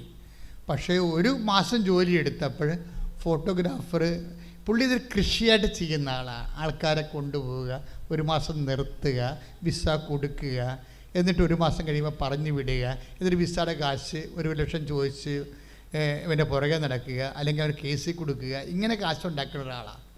എന്തെല്ലാം തരം ഫ്രോഡ് പാർട്ടിയാണെന്നറിയാമോ? അതുകൊണ്ടാണ് നിങ്ങളെ പ്രാർത്ഥിക്കണമെന്ന് പറഞ്ഞതിൻ്റെ കാരണം. എന്തെല്ലാം തരത്തിലുള്ള മനുഷ്യരാണ് ഈ ലോകത്ത് ജീവിച്ചേക്കണത്. കൈ നനയാതെ മീൻ പിടിക്കുന്നവന്മാരുടെ അണ്ണന്മാരുടെ എണ്ണം കൂടുതലാണ്. അപ്പോഴേ എന്താ പ്രശ്നം വെച്ച് കഴിഞ്ഞാൽ, അവസാനം ഈ ഫോട്ടോഗ്രാഫിന് ജോലി കൊടുത്തിട്ട് ഇവന് 1 മാസം ജോലി എടുത്തിട്ട് പുള്ളിയുടെ സ്ഥിരം കലാപരിപാടി പോരാ, പുള്ളിയെ ഡിസ്മിസ് ചെയ്ത് പോരെ, പാവപ്പെട്ടവനെ ഡിസ്മിസ് ചെയ്ത അവസാനം അപ്പോഴേ ബാക്കിയെല്ലാം ഇവൻ്റെ കയ്യിരിക്കുകയല്ലേ, പാസ്പോർട്ടും വിസയും അങ്ങനെയുള്ള കാര്യങ്ങളെല്ലാം ഇവൻ്റെ കയ്യിലല്ലേ. എന്നിട്ട് ഇവനെ പറഞ്ഞു വിട്ട്, നീ വേറെ ഇവിടെ ജോലിയൊന്നുമില്ല, വേറെ എവിടെയെങ്കിലും പോയി ജോലി നോക്കാൻ പറയും. അവനെവിടെ ജോലി ഇടാനാണ്? ഇനി ജോലി കിട്ടാത്തതിന് റിലീവിങ് ഓർഡർ കൊടുക്കണ്ടേ? റിലീവിങ് ഓർഡർ കൊടുക്കണമെന്നുണ്ടെങ്കിൽ ഇവൻ്റെ വിസ വെച്ചിട്ട് ബാർഗൈൻ ചെയ്തിട്ട് 1 ലക്ഷം രൂപ മേടിക്കും. ഇതാണ് പുള്ളിയുടെ കൃഷി. 1 മാസം നിർത്തുക, ഡിസ്മിസ് ചെയ്യുക, അവനെ കൊണ്ട് വേറെ എവിടെയും ജോലി എടുപ്പിക്കുക, വിടുക, എന്നിട്ട് അതിൻ്റെ പേരിൽ കാശ് വാങ്ങിക്കുക. അങ്ങനെ അകപ്പെട്ട് കഴിഞ്ഞപ്പോൾ അവൻ അമ്മയെ വിളിച്ച് പറഞ്ഞു, അമ്മേ ഞാൻ മുസ്ലിം പള്ളിയിലൊക്കെയാണ് കിടന്നുറങ്ങണമെന്ന് പറഞ്ഞ്. മുസ്ലിം പള്ളിയുടെ വാതിക്കലേ അവരെ കിടക്കാൻ സ്ഥലമില്ലല്ലോ, അവനെ പറഞ്ഞു വിട്ടില്ലേ. അപ്പോൾ അവനവിടെ കറങ്ങി നടന്നപ്പോൾ ഈ മുസ്ലിം പള്ളികളൊക്കെ ഉണ്ടാകുമല്ലോ, പള്ളികളുടെയൊക്കെ വരാന്തൊക്കെ രാത്രി കിടന്നുറങ്ങും. എന്തെങ്കിലും തണുപ്പും ചൂടുമായിരിക്കും. അപ്പം അങ്ങനെയൊക്കെ ഉള്ള അവസ്ഥയിൽ അമ്മയോട് അവൻ തുറന്നു പറഞ്ഞപ്പോൾ അമ്മ ഇത് ആരോടും പറഞ്ഞില്ല. എന്താ കാര്യം? ഭയങ്കര വിഷമമല്ലേ, മകൻ ചെന്നിങ്ങനെ അകപ്പെട്ടു, അവൻ്റെ അതുകൊണ്ട് അവന് ജോലിയും പോയി, ഭക്ഷണത്തിന് മാർഗ്ഗമില്ല, അവന് വിഷമമായി. അപ്പോൾ ഈ അമ്മ ഉടനെ ഈ ബീന ലാലു ഉടനെ ആരോടും പറഞ്ഞില്ലെങ്കിൽ എങ്ങനെയാണെന്ന് വിചാരിച്ചുകൊണ്ട്, ആരോടും പറഞ്ഞാൽ നാട്ടിൽ പറഞ്ഞ നാണക്കേടല്ലേ, അത് കാരണം ഇവളുടെ അനിയത്തി ഹൈദരാബാദിലാ മറ്റേ ഉണ്ട്. ഹൈദരാബാദിൽ അനിയത്തിനെ വിളിച്ച് പറയും. എന്താ പറയണത്? എടി ഇങ്ങനെയാണ്, കൊച്ചിന് ഭക്ഷണമില്ല, അവൻ അവിടെയൊക്കെ തെണ്ടിത്തിരിഞ്ഞ് നടക്കുകയാണ്, രാത്രി ഉറങ്ങാൻ സ്ഥലം പോലും ഇല്ല, എന്ത് ചെയ്യുവഴി എന്ന് ചോദിക്കും. അപ്പോൾ എന്ത് ചെയ്യുമെന്ന് പറയുമ്പോൾ ഈ അനിയത്തി പറയണൊരു വാക്കുണ്ട്, ഞാനൊരു ഉപായം പറഞ്ഞു തരാമെന്ന് പറയും. അപ്പോഴേ നമ്മളെന്താ കേട്ടാൽ എന്താ മനസ്സിലാകണത്? നമ്മൾ കേൾക്കണത് അനിയത്തിന് ആരെങ്കിലും ഗൾഫിലുണ്ടാവും, അവനെ അവിടെ ജോലി കൊടുക്കാമെന്നേ പറഞ്ഞു. അതല്ല അവൾ കൊടുക്കണത്. അവൾ പറയണത് കൃപാസത്തിൽ നമ്പരാണ് കൊടുക്കണത്. ഇതാണ് വ്യത്യാസം. ഈ മനുഷ്യന്മാരുടെ വിശ്വാസത്തിന് നിലവാരം കണ്ട. ഞാൻ നിങ്ങൾക്കൊരു ഉപായം പറഞ്ഞു തരാം. ഇതൊരു നമ്പരാണ്, ഇതൊരു മരിയൻ ധ്യാനകേന്ദ്രം, ആലപ്പുഴയിലുള്ള മരിയൻ ധ്യാനകേന്ദ്രമാണ്. ഇത് നമ്പർ ഇതാണ്. അപ്പോഴ് റീന പറയും ഇപ്പം 10 മണിയായി, ഇപ്പം ആരെ വിളിക്കാനാണ്? അല്ല, ഇപ്പം രാത്രി എടുക്കുന്ന നമ്പറാണിത്, വിളിച്ചോളാൻ പറയും. ഉടനെ രാത്രി വിളിക്കുമ്പോൾ ഇവിടുത്തെ ഗേറ്റ് കീപ്പർ കിട്ടും, നമ്പർ കിട്ടും. നമ്പർ ഇടുക, പറയും ഇത് ആലപ്പുഴയാണ്, നിങ്ങൾ കൊല്ലമല്ലേ, രാവിലെ കലവർ വരാൻ പറയും, വന്നു കഴിഞ്ഞിട്ട് ബാക്കി സംസാരിക്കാമെന്ന് പറയും. ഉടനെ ചേട്ടായി ഈ ബീന പറയണത് ഞാനും ഭർത്താവും കൂടി 5 മണി വരെ, ഭർത്താവിന് 5 മണിക്ക് പോകണമല്ലോ ആലപ്പുഴയ്ക്ക്, അതുകൊണ്ട് ഞാനും ഭർത്താവും കൂടി 5 മണി വരെ മുട്ടയിൽ നിന്ന് കൊന്തയില്ലെന്ന്. ഇൻവെസ്റ്റ്മെൻറ്റ് കണ്ട, അതാണ് സാധനം. ഒരു വിഷയത്തെ എങ്ങനെയാണ് മനുഷ്യന്മാർ, അതായത് 5 മണിക്ക് പോകേണ്ടതല്ലേ, എന്നാൽ നേരത്തെ കിടന്നേക്കാമെന്നാണ് ആൾക്കാർ പറയണത്. 5 മണിക്ക് ആലപ്പുഴയ്ക്ക് പോകേണ്ടതല്ലേ, എന്നാൽ നേരത്തെ കിടന്നേക്കാമെന്നല്ലേ സാധാരണ ചെടുത്തിമാർ പറയത്തുള്ളൂ. ഇവിടെയാണ് ഈ ട്വിസ്റ്റിങ് വരണത്. ഇവർ പറയുന്നത് എന്താണ്? 5 മണിക്ക് പോകേണ്ടതല്ലേ, നമുക്ക് 5 മണി വരെ പ്രാർത്ഥിക്കാം. 5 മണി വരെ പ്രാർത്ഥിച്ച് അത് ഈ ഉടമ്പടി എടുക്കാൻ വരുമ്പോൾ അതിൻ്റെ അകത്ത് ഒരു നിങ്ങൾ ഒരു ഓക്കെ ആണെന്ന് തോന്നിയാൽ ആ നിമിഷം മുതൽ ബ്ലെസ്സിങ് ആരംഭിക്കും. അവിടെയാണ് പ്രശ്നം. ആ ദിവസം വേറെ, അതായത് അത് പറയാൻ കാരണമേ അത് നിങ്ങൾ അറിയണത് നല്ലതായിരിക്കും. ഉടമ്പടി എടുത്ത് കണ്ണുപോയ ആൾക്കാരുടെ സാക്ഷികളുണ്ടായിരുന്നു ഈ ആഴ്ച. ഉടമ്പടി എടുത്ത് 2 കണ്ണും പോയി. അതെന്ത് സംഭവം എന്ന് വെച്ച് കഴിഞ്ഞാൽ അതിൻ്റെ ആ സാക്ഷി എന്താണ്? അത് ജെൻസി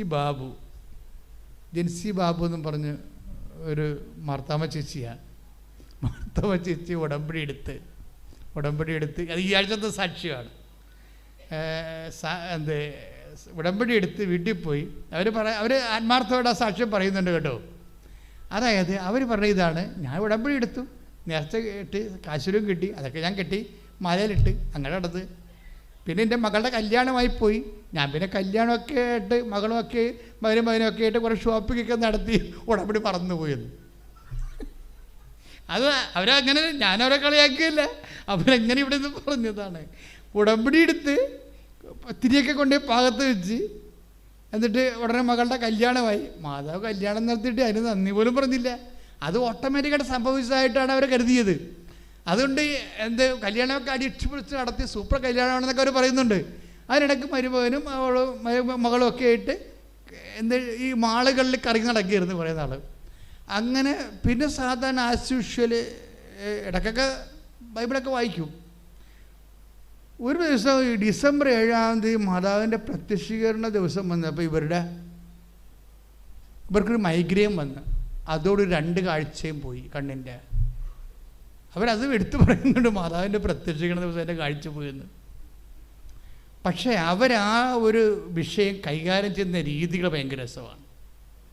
അവർ ഭയങ്കര ധൈര്യശാലിയാണ്. സംസാരം കേൾക്കുമ്പോൾ അറിയാൻ പറ്റും. സ്റ്റെപ്പായിട്ടാണ് ഈ കാഴ്ച പോണത്. ഒരെണ്ണത്തിൻ്റെ 60% കാഴ്ച പോയി, ഒരെണ്ണത്തിൻ്റെ 76% കാഴ്ച പോയി. അവസാനം ഭർത്താവ് ഇവരെ പിടിച്ച് നടത്താൻ തുടങ്ങി. ഒരു മുറിയിൽ നിന്ന് അടുത്ത മുറിയിലേക്ക് ഭാര്യനെ പിടിച്ച് നടത്തുകയാണ്. അപ്പോഴും പറയണം എനിക്ക് നല്ല ധൈര്യമായിരുന്നെന്ന്. അത് എന്ത് ധൈര്യമാണ്? തൻ്റെ ഇടമല്ല. അതായത് ഉടമ്പടി എടുക്കുമ്പോൾ ഇവരുടെ കയ്യിൽ നിന്ന് മിസ്റ്റേക്ക് വന്നത്, ഇവർ സാധാരണ എന്തോ പ്രാർത്ഥനയ്ക്ക് പോയി ഓരോരോ സ്ഥലങ്ങളിൽ ചെയ്യണ പോലെ എന്തോ യാന്ത്രികമായിട്ട് ചെയ്ത പരിപാടിയാണ്. അതിൻ്റെ അകത്ത് കമ്മിറ്റ്മെൻറ്റ് ചെയ്തിട്ടില്ല. അതാണ് പ്രശ്നമായി പോയത്. അവസാനം ഇവർ പറയും ഇത് സുഖപ്പെടുമല്ലോ, അപ്പോൾ മരുന്ന് കഴിക്കും. പക്ഷേ മരുന്ന് കഴിക്കുമ്പോൾ മൈഗ്രെയിൻ കൂടി വരും. പിന്നെ ഇവരെന്നാ ചെയ്യും? പിന്നെ അവസാനം ഇവർക്ക് മനസ്സിലാകും, ഉടമ്പടി വന്ന് പുതുക്കുന്നതോടുകൂടി ഇവിടെ മരുന്നൊക്കെ പിടിക്കാൻ തുടങ്ങും. സ്റ്റീറോയിഡ്. കാര്യം ഈ കണ്ണിൻ്റെ അകത്തുള്ള രന്ധ്രങ്ങളിലെ അതുപോലെ തന്നെ ധമനികളിലും ഇങ്ങനെ ഫ്ലൂയിഡ് കളക്ട് ചെയ്യണതിലാണ് കാഴ്ച പോണത്.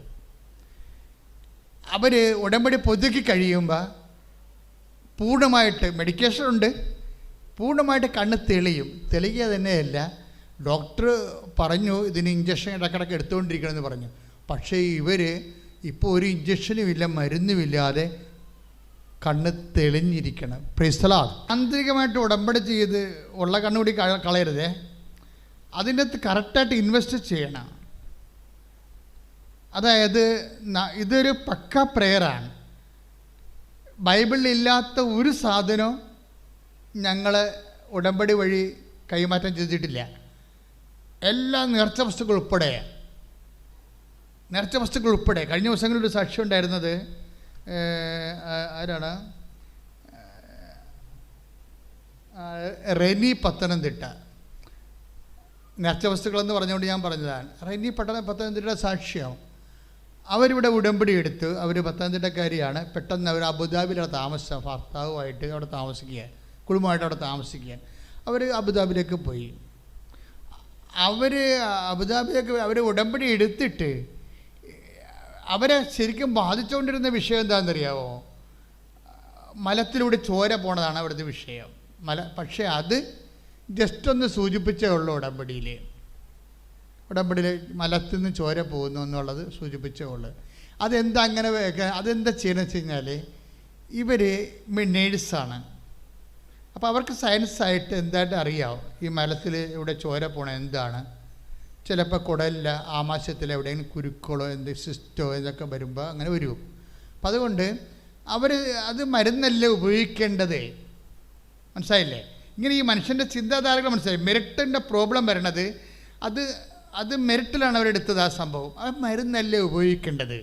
അപ്പം പിന്നെ അതിപ്പോൾ മാതാവിൻ്റെ അടുത്ത് പറയേണ്ട കാര്യമില്ലല്ലോ. എന്നാലും പിന്നെ വന്നതല്ലേ പറഞ്ഞേക്കാൻ വിചാരിച്ചുകൊണ്ട് ചുമ്മാ വന്ന് പൊണ്ടിട്ടും പോയി. മലത്തിൽ ചോര പോകുന്ന കാര്യം. അപ്പോൾ ഇങ്ങനെയാണ് അവർ ഉടമ്പടി എടുത്തിരിക്കുന്നത്. ആ ഉടമ്പടി നേച്ചർ കണ്ട, ഉടമ്പടി നേച്ചറിൻ്റെ പോക്ക് കണ്ട. അതായത് പറയേണ്ട മെയിൻ കാരണമാണത്. പക്ഷേ അവർക്കത് പറയാൻ പറ്റണില്ല. എന്താ കാര്യം? അവർ സയൻറ്റിഫിക്കായിട്ട് നേഴ്സാണ്, അവർ സീനിയർ നേഴ്സാണ്. അപ്പോൾ അതിന് സ്വാഭാവികമായിട്ട് നേഴ്സുമാരും ഡോക്ടർമാരും ചെന്ന് കഴിഞ്ഞാൽ ഉടനെ എന്താ പറയണത്? അതിന് ഓപ്പറേഷൻ വേണമെന്ന് പറയും. അത്രയല്ലേ ഉള്ളൂ. അത് ഓപ്പറേഷൻ കൊണ്ട് ചെയ്യാവുന്ന കാര്യമേ ഉള്ളൂ. അപ്പം ചെയ്യാവുന്ന കാര്യമേ ഉള്ളൂ, നമുക്ക് ചെയ്യാവുന്ന കാര്യമേ ഉള്ളൂ എന്ന് വിചാരിച്ചുകൊണ്ട് തമ്പുരാനോട് മണഗുണ പറഞ്ഞും പോകും. അവിടെയാണ് പണി മേടിക്കണത്. പറഞ്ഞ മനസ്സിലായില്ലേ? ശ്രദ്ധിക്കണം. അവിടെ പിടിക്കുമ്പോൾ നമുക്ക് ചെയ്യാവുന്ന കാര്യങ്ങളാണെങ്കിൽ കാലെ കെട്ടി വീണ് പറഞ്ഞേക്കണം, കർത്താവേ എനിക്ക് ചെയ്യാൻ പറ്റും, പക്ഷേ നിൻ്റെ കൃപയില്ലെങ്കിൽ ഈ വിഷയം മുഴുവൻ നിന്നെ ഏൽപ്പിക്കുന്നു. ബുദ്ധിപൂർവമായിട്ട് എനിക്ക് ചെയ്യാൻ പറ്റുമെന്നുണ്ടെങ്കിൽ ഞാൻ നിന്നെ ആശ്രയിക്കുന്നു. അപ്പോഴെന്നാ പറ്റണത്? അപ്പോഴെന്നാ പറ്റും? നമ്മൾ എളിമപ്പെടും. നമുക്ക് മെറിറ്റിനുണ്ടാക്കുന്ന ഒരു കുഴപ്പം അറിയാവോ? നിങ്ങളുടെ എളിമ കളയും. മനസ്സിലായില്ലേ? എളിമ എന്ന് പറഞ്ഞ സംഭവമല്ല, അവരാണല്ലോ ഇത് വർക്ക് ചെയ്യണത്. എളിമ എന്ന് പറഞ്ഞാൽ എന്താണ്? സമർപ്പണമെന്നാണ്. നമ്മൾ എളിമ എന്നൊക്കെ പറയുമ്പോൾ ഏതാണ്ട് ഈ അടിമകളുടെ എന്തോ മാനസികാവസ്ഥ ഉള്ളത് കാരണം എളിമ എന്ന് പറയുമ്പോൾ നെഗറ്റീവായിട്ട് എടുക്കുന്നത്. അങ്ങനെയല്ല, അത് എംപവർ ചെയ്യുന്ന മാനസികാവസ്ഥയാണ്. അത് സമർപ്പണമാണ് ബേസിക്കായിട്ട്. അതായത് അമ്മ ചെയ്തത് ഇതാ, കർത്താവിൻ്റെ ദാസ്യം എന്ന് പറഞ്ഞതുപോലെ അമ്മ ദൈവത്തിന് സമർപ്പിക്കണം. അപ്പം നിനക്ക് ചെയ്യാവുന്ന കാര്യമാണെങ്കിൽ പോലും നീ സമർപ്പിക്കണം. എന്താ കാര്യം? അതെപ്പോഴും നിനക്ക് ബുദ്ധിയുണ്ട്, ശക്തിയുണ്ട്, സ്വാധീനമുണ്ട്, മുതൽ മുടക്കാൻ പണമുണ്ട്, റെക്കമെൻഡ് ചെയ്യാൻ ആളുണ്ട്, എല്ലാം ഉണ്ടെങ്കിലും ഇതെല്ലാം ദൈവത്തിൻ്റെതാണെന്നും പറഞ്ഞ് ദൈവത്തിൻ്റെ മഹത്വത്തിനായിട്ട് നീ സമർപ്പിക്കണം. ഇപ്പം എന്താ സംഭവിച്ചു? ഇപ്പം ഈ മലത്തിൽ നിന്ന് ചോര പോകുന്നതിൻ്റെ കാരണമായിട്ടുള്ള ആമാശയത്തിൻ്റെയും അല്ലെങ്കിൽ കുടലുകളുടെയും ഡിസീസ്ഡ് ആയിട്ടുള്ള അവസ്ഥ ഇവർക്ക് സയൻറ്റിഫിക്കായിട്ട് കൈകാര്യം ചെയ്ത് മെഡിക്കേറ്റഡായിട്ട് അത് ചെയ്യാം എന്ന് അവർക്കൊരു ബോധമുള്ളത് കൊണ്ട് ദൈവത്തിരുസ്ഥനെതിൽ അത് സമർപ്പിച്ചിട്ടില്ല. ഈ കൊടുത്ത പോയിന്റ്. ഇത് നിങ്ങൾക്ക് വരും ഈ അപകടം. ഈ അപകടം വരുത്താതിരിക്കാനാണ് ഇപ്പോൾ ഈ സാക്ഷ്യം പറയണത്. ഇവരതിന് ശേഷം ഉടമ്പടി ചെയ്ത് അബുദാബിയിലേക്ക് പോയി. അബുദാബിയിലോട്ട് പോയിട്ട് പിറ്റേ ദിവസം ഇവർ കറിക്ക് അരിയാൻ വേണ്ടി ചോപ്പിംഗ് ആയിട്ട് ബോർഡില്ലേ, നമ്മൾ പച്ചക്കറി അരിയുന്ന സാധനമുണ്ടല്ലോ, അത് ആ ബോർഡ് എടുത്ത് കത്തിയൊക്കെ എടുത്ത് ഇവർ രാവിലെ എടുത്ത് ഈ സാധനം എടുത്തായിട്ട് ഒരു ഓർമ്മ ഉണ്ട്. അടുത്ത സെക്കൻഡിൽ കണ്ണ് തെറ്റി കത്തി താഴെ വീണ് തള്ളവിരലിൻ്റെ ഞരമ്പ് മുറിഞ്ഞുപോയി. ചോര ഇങ്ങനെ പൈപ്പിൽ നിന്ന് വെള്ളമനോ ചീറ്റാൻ തുടങ്ങി. ഇവർക്ക് ബോധം പോയി. ഇവരെ പൊക്കി ആശുപത്രി കൊണ്ടുപോയപ്പോൾ അതൊക്കെ മുമ്പ് ഒരു പ്രശ്നം ഉണ്ടായിരുന്നേ. അതൊക്കെ മുമ്പ് ഇവരൊന്ന് ആശുപത്രി പോയായിരുന്നു.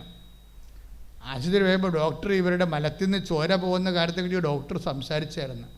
ഇപ്പോൾ ഡോക്ടർ പറഞ്ഞ് അതിന് എൻഡോസ്കോപ്പി എടുക്കണം, ഈ വായിൽ കൂടി ക്യാമറ കയറ്റി വിടണ പരിപാടിയുണ്ട്. പിന്നെ കൊളനോസ്കോപ്പി എടുക്കണമെന്ന് പറഞ്ഞ്, അതെന്താണ്? കുടലിലൂടെ ക്യാമറ കയറ്റി വിടുന്നത്. പക്ഷെ അവിടെയൊക്കെ അപ്പോയിൻമെൻറ്റ് കിട്ടാൻ സമയമുണ്ട്. അതിന് 1 മാസം എടുക്കും. 1 മാസം എൻഡോസ്കോപ്പിയും കോളനോസ്കോപ്പിയും എടുത്താൽ മാത്രമേ മലത്തിൽ നിന്ന് ചോര പോയ കാര്യം എന്താണെന്ന് കണ്ടുപിടിക്കാൻ പറ്റത്തുള്ളൂ. അതിന് 1 മാസത്തെ ഡേറ്റ് കൊടുത്തിരിക്കുകയാണ്. അതുവരെ ചോര ഇങ്ങനെ പോയിക്കൊണ്ടിരിക്കും.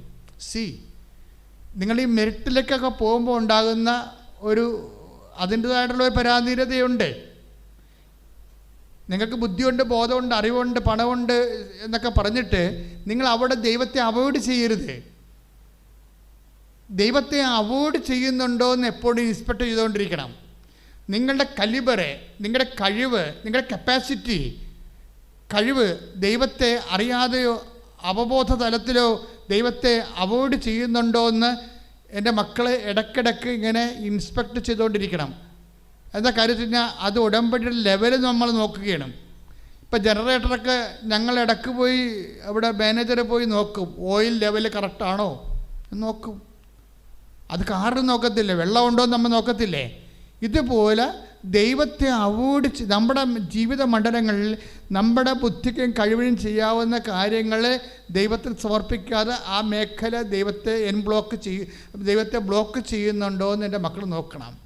കാര്യം ഉടമ്പടി വർക്ക് ചെയ്യണത് നിൻ്റെ നിലപാടിലൂടെയാണ്. എൻ്റെ സംഭവിച്ചു കഴിഞ്ഞാൽ അപ്പോൾ ഇവർക്ക് സത്യം പറഞ്ഞാൽ പേടിയെന്നല്ല, അതിലേക്കൊക്കെ ചെന്ന് കഴിഞ്ഞാൽ പിന്നെ ഹെവി വല്ല ഓപ്പറേഷനോ വല്ലതൊക്കെ ഉണ്ടായി കഴിഞ്ഞാൽ അതൊക്കെ വലിയ ബുദ്ധിമുട്ടാണ്. അത് കാരണം ഇവരിതിനെ ഫേസ് ചെയ്യാൻ പറ്റാതെ കൊളനോസ്കോപ്പി എൻഡോസ്കോപ്പി എടുക്കണം. അപ്പോൾ ആ ഒരു വിഷയം ഉള്ള സമയത്താണ് കാലിൽ കത്തി വീണിട്ട് ഇത് മുറിഞ്ഞത്. അപ്പോൾ ഇവർക്ക് ഭയങ്കര സങ്കടമായി. ഉടമ്പടിക്ക് ശേഷം സംഭവിക്കുന്ന കാര്യങ്ങളാണ് ഇതെല്ലാം. ശ്രദ്ധിക്കുക. ഇവരെങ്ങനെയാണ് ഇതിനെ കൈകാര്യം ചെയ്യണമെന്ന് ഓർക്കണം നിങ്ങൾ. അതായത് ഇവർക്ക് ഭയങ്കര സങ്കടമായി. കാര്യം അവരങ്ങനെ പറയുന്നുണ്ട്, ഇപ്പം ആകെ മൊത്തം കുളവായല്ല എന്ന്. അത് സാക്ഷ്യത്തിൽ പറയുന്നുണ്ട്, ആകെ മൊത്തം ചളുവായല്ല എന്ന്. കാര്യം ഇവർക്ക് ഇനി എൻഡോസ്കോപ്പ് എടുക്കണം, കോളോസ്കോപ്പ് എടുക്കണം. ഇപ്പം ഡോക്ടർ എന്താ പറയണത്, ഇത് സ്കാൻ ചെയ്ത് തള്ളവിരൽ അറ്റുപോയത് സ്കാൻ ചെയ്തപ്പോൾ സ്കാൻ ചെയ്ത ഡോക്ടർ പറയും ഇത് മുറിഞ്ഞെന്നാണ് തോന്നണത്. അപ്പം ഇവർക്കും അറിയാം മുറിഞ്ഞെന്ന്. കാര്യം തള്ളവിരൽ അനങ്ങണില്ല, ഈ ഡെഡ് ബോഡി പോലെ ഇരിക്കുകയാണ്, മരവിച്ച ആൾക്കാരുടെ കൈ പോലെ ഇരിക്കുകയാണ്, അനങ്ങണില്ല. അപ്പം അത് ബ്ലഡ് വെയിൻ അറ്റുപോയിട്ടാണ്. പക്ഷെ വെയിൻ അറ്റുപോയോ എന്ന് പറയാൻ സ്കാൻ റിപ്പോർട്ടിൻ്റെ അകത്ത് ഇങ്ങനെ ബ്ലഡെല്ലാം കയറിയിരിക്കണ കാരണം സ്കാൻ റിപ്പോർട്ടിൽ വ്യക്തമല്ല, അറ്റുപോയത് കാണുന്നില്ല. പക്ഷെ ഡോക്ടറെ അടുത്ത് കൊണ്ടുപോയി സർജൻ്റെ അടുത്ത് കൊണ്ടുപോയി കൊടുക്കുമ്പോൾ സർജൻ പറയും ആയത് അറ്റുപോയെന്നാണ്. എന്നിട്ട് ഇതിൻ്റെ ഓപ്പറേഷൻ നിശ്ചയിക്കും. ഇപ്പോൾ വേറെ 2 ഓപ്പറേഷൻ കിടപ്പുണ്ടേ, എൻഡോസ്കോപ്പിയും കൊളോസ്കോപ്പിയും കിടപ്പുണ്ട് വേറെ. അതിൻ്റെ കൂടെ എക്സ്ട്രാ ഒരു സാധനം കയറി വിടും. എന്നിട്ട് ഇവർ ദൈവത്തെ വിട്ടുപോകാതെ, അപ്പോൾ ഭർത്താവ് പറയുന്നുണ്ട് നിൻ്റെ പ്രാർത്ഥനയും കൂടുതലാണ്, നിനക്ക് പണിയും വരുന്നുണ്ടല്ലോ എന്ന് പറയും. അത് അദ്ദേഹം പറയുന്നുണ്ട്. അതും ഇതൊക്കെ നമ്മളുടെ അതായത് നമ്മുടെ ഈ മെറിറ്റിൽ വർക്ക് ചെയ്യുമ്പോൾ ശ്രദ്ധിക്കേണ്ടത്, ഉടമ്പടിയിൽ ഇപ്പം മെറിറ്റ് കുറഞ്ഞു തന്നെയാടാ. എന്തെങ്കിലും ദുരന്തമോ ദുഃഖമോ പരാജയമോ വരുമ്പോൾ എൻ്റെ മക്കൾ എനിക്ക് ഇങ്ങനെ സംഭവിച്ചു, അല്ലെങ്കിൽ എനിക്ക് ഉടനെ നീ ആരോ ഏതോ ഒക്കെ എന്തൊക്കെ ചെയ്തു വെച്ചിരിക്കണ കൊണ്ടാണ് ഞാനിങ്ങനെ ഗതി പിടിക്കാത്തത്, ഇങ്ങനെ നിൻ്റെ മെറിറ്റ് പോണതനുസരിച്ചുകൊണ്ട് നീ നാട്ടുകാരുടെ കഴുത്തേക്ക് കയറരുത്. മനസ്സിലായില്ലേ? അതാണ് ആൾക്കാർ ചെയ്യണത്. ബുദ്ധിയും വിശ്വാസം ഇല്ലാത്തവർ ചെയ്യണത് അങ്ങനെയാണ്. ആരോ എന്താ പണി ചെയ്തിരിക്കുന്നതാണ് എന്ന് വിചാരിക്കും. അപ്പം അങ്ങനെയല്ല. ഇവരിങ്ങനെ പറയണത്, ഇവർ പ്രേയറിലൂടെ മൂവ് ചെയ്യുമ്പോഴും 2-3 കാര്യങ്ങൾ നെഗറ്റീവ് സംഭവിച്ചിട്ട് എന്താ അവിടെ സംഭവിക്കുന്നത്, ഇവിടെ മെറിറ്റ് പോകും, യോഗ്യത പോകും. യോഗ്യത കുറഞ്ഞ് വരും. യോഗ്യത കുറഞ്ഞ് വരുമ്പോൾ നിങ്ങളുടെ ബേസിക്കായിട്ടുള്ള യോഗ്യത, ഇതൊരു എൻജിനീയറിംഗ് ആണ് കേട്ടോ, ഒരു കവനൻ്റ് എൻജിനീയറിംഗ് ആണ് ഞാനീ പറയണത്. എങ്ങനെയാണ് ഇതിനെ സ്റ്റിയർ ചെയ്ത് പോകേണ്ടതെന്ന്. അതായത് കവനൻ കാലത്ത് നിങ്ങളുടെ യോഗ്യത, നിങ്ങളുടെ കപ്പാസിറ്റികളിൽ ചില സമയത്ത് ദൈവം ബോധപൂർവ്വം ഇടപെട്ടെന്ന് വരും. അപ്പോൾ നിങ്ങൾ ആശ്രയം വെച്ചിരിക്കുന്നത് അല്ലെ എന്ന് ടെസ്റ്റിംഗ് ഉണ്ടാകാൻ വേണ്ടിയാണ്. 2 തിമോത്തി 1:12. 2 തിമോത്തി 1:12. ഇക്കാരണത്താലാണ് ഞാനിപ്പോൾ ഇവയെല്ലാം സഹിക്കുന്നത്. ഇക്കാരണത്തിലാണ് ഞാൻ ഇതെല്ലാം സഹിക്കുന്നത്. ഞാൻ അതിൽ ലജ്ജിക്കുന്നില്ല. എന്തെന്നാൽ ആരിലാണ് ഞാൻ വിശ്വാസം അർപ്പിച്ചിരിക്കുന്നത് എന്ന് എനിക്കറിയാം. അതാണ് സംഭവം. അതായത് നമ്മളിപ്പോൾ അവർ റെന്നി വിശ്വാസം അർപ്പിച്ചിരിക്കുന്നത് ആരല്ല? മെഡിക്കൽ സയൻസിലാണ്. മനസ്സിലായില്ലേ? അവർ റെന്നി വിശ്വാസം എന്തുകൊണ്ടാണ് അവിടെ ബ്ലീഡിങ്, മരത്തിലൂടെയുള്ള ബ്ലീഡിങ് എന്തുകൊണ്ടാണ് ഉടമ്പടിയിൽ ചുമ്മാ ഒന്ന് പോയിൻ്റ് ഔട്ട് ചെയ്യുക മാത്രം ചെയ്തതിൻ്റെ കാരണം എന്താണ്? അവർ ആശ്രയം വെച്ചിരിക്കുന്നത് മെഡിക്കൽ സയൻസിലാണ്. മനസ്സിലായി? അവർ വിശ്വാസം അർപ്പിച്ചിരിക്കുന്നത്. അതിന് വിശ്വാസം അർപ്പിക്കേണ്ടതെന്നൊന്നുമല്ല ഞാൻ പറയുന്നത്. പക്ഷേ നമ്മൾ വിശ്വാസം അർപ്പിക്കുമ്പോഴും ബേസിക്കായിട്ടുള്ള നമ്മുടെ ആശ്രയം ദൈവത്തിലായിരിക്കണം. ഫുള്ളായിട്ട് നിങ്ങൾ മെറ്റീരിയൽ വേൾഡിൽ നിങ്ങളുടെ വിശ്വാസം വിട്ടുകൊടുക്കരുത്. നമ്മൾ ആരെല്ലാം എന്തെല്ലാം നമ്മളെ എങ്ങനെയെല്ലാം, ഇപ്പോൾ നിങ്ങൾ 2 ലക്ഷം രൂപ ഒരാൾക്ക് കൊടുത്തിരിക്കണം, അല്ലെങ്കിൽ 20 ലക്ഷം രൂപ നിങ്ങളുടെ മകളെ കെട്ടിക്കുന്ന സമയത്ത് തിരിച്ചു തരാമെന്ന് നിങ്ങൾ പറഞ്ഞിരിക്കുകയാണ്. അപ്പോൾ നമുക്ക് ഉറപ്പുള്ള കാശാണ്, നമ്മൾ കൊടുത്ത കാശാണ്, കിട്ടാനുള്ള കാശാണ്, ഓക്കെയാണ്, അയാൾ നമുക്ക് തരും. പക്ഷേ നമുക്ക് വിശ്വസിക്കാൻ പറ്റത്തില്ല. ചിലപ്പോഴേ പൈസ കൊടുക്കേണ്ട സമയത്തായിരിക്കും നമ്മൾ ചെല്ലുമ്പോൾ പറയും, അയാൾ ചോദിക്കും കൈനീട്ടം വൈകുന്നേരമായ വല്ല കുഴപ്പമുണ്ടാകും ചോദിക്കും.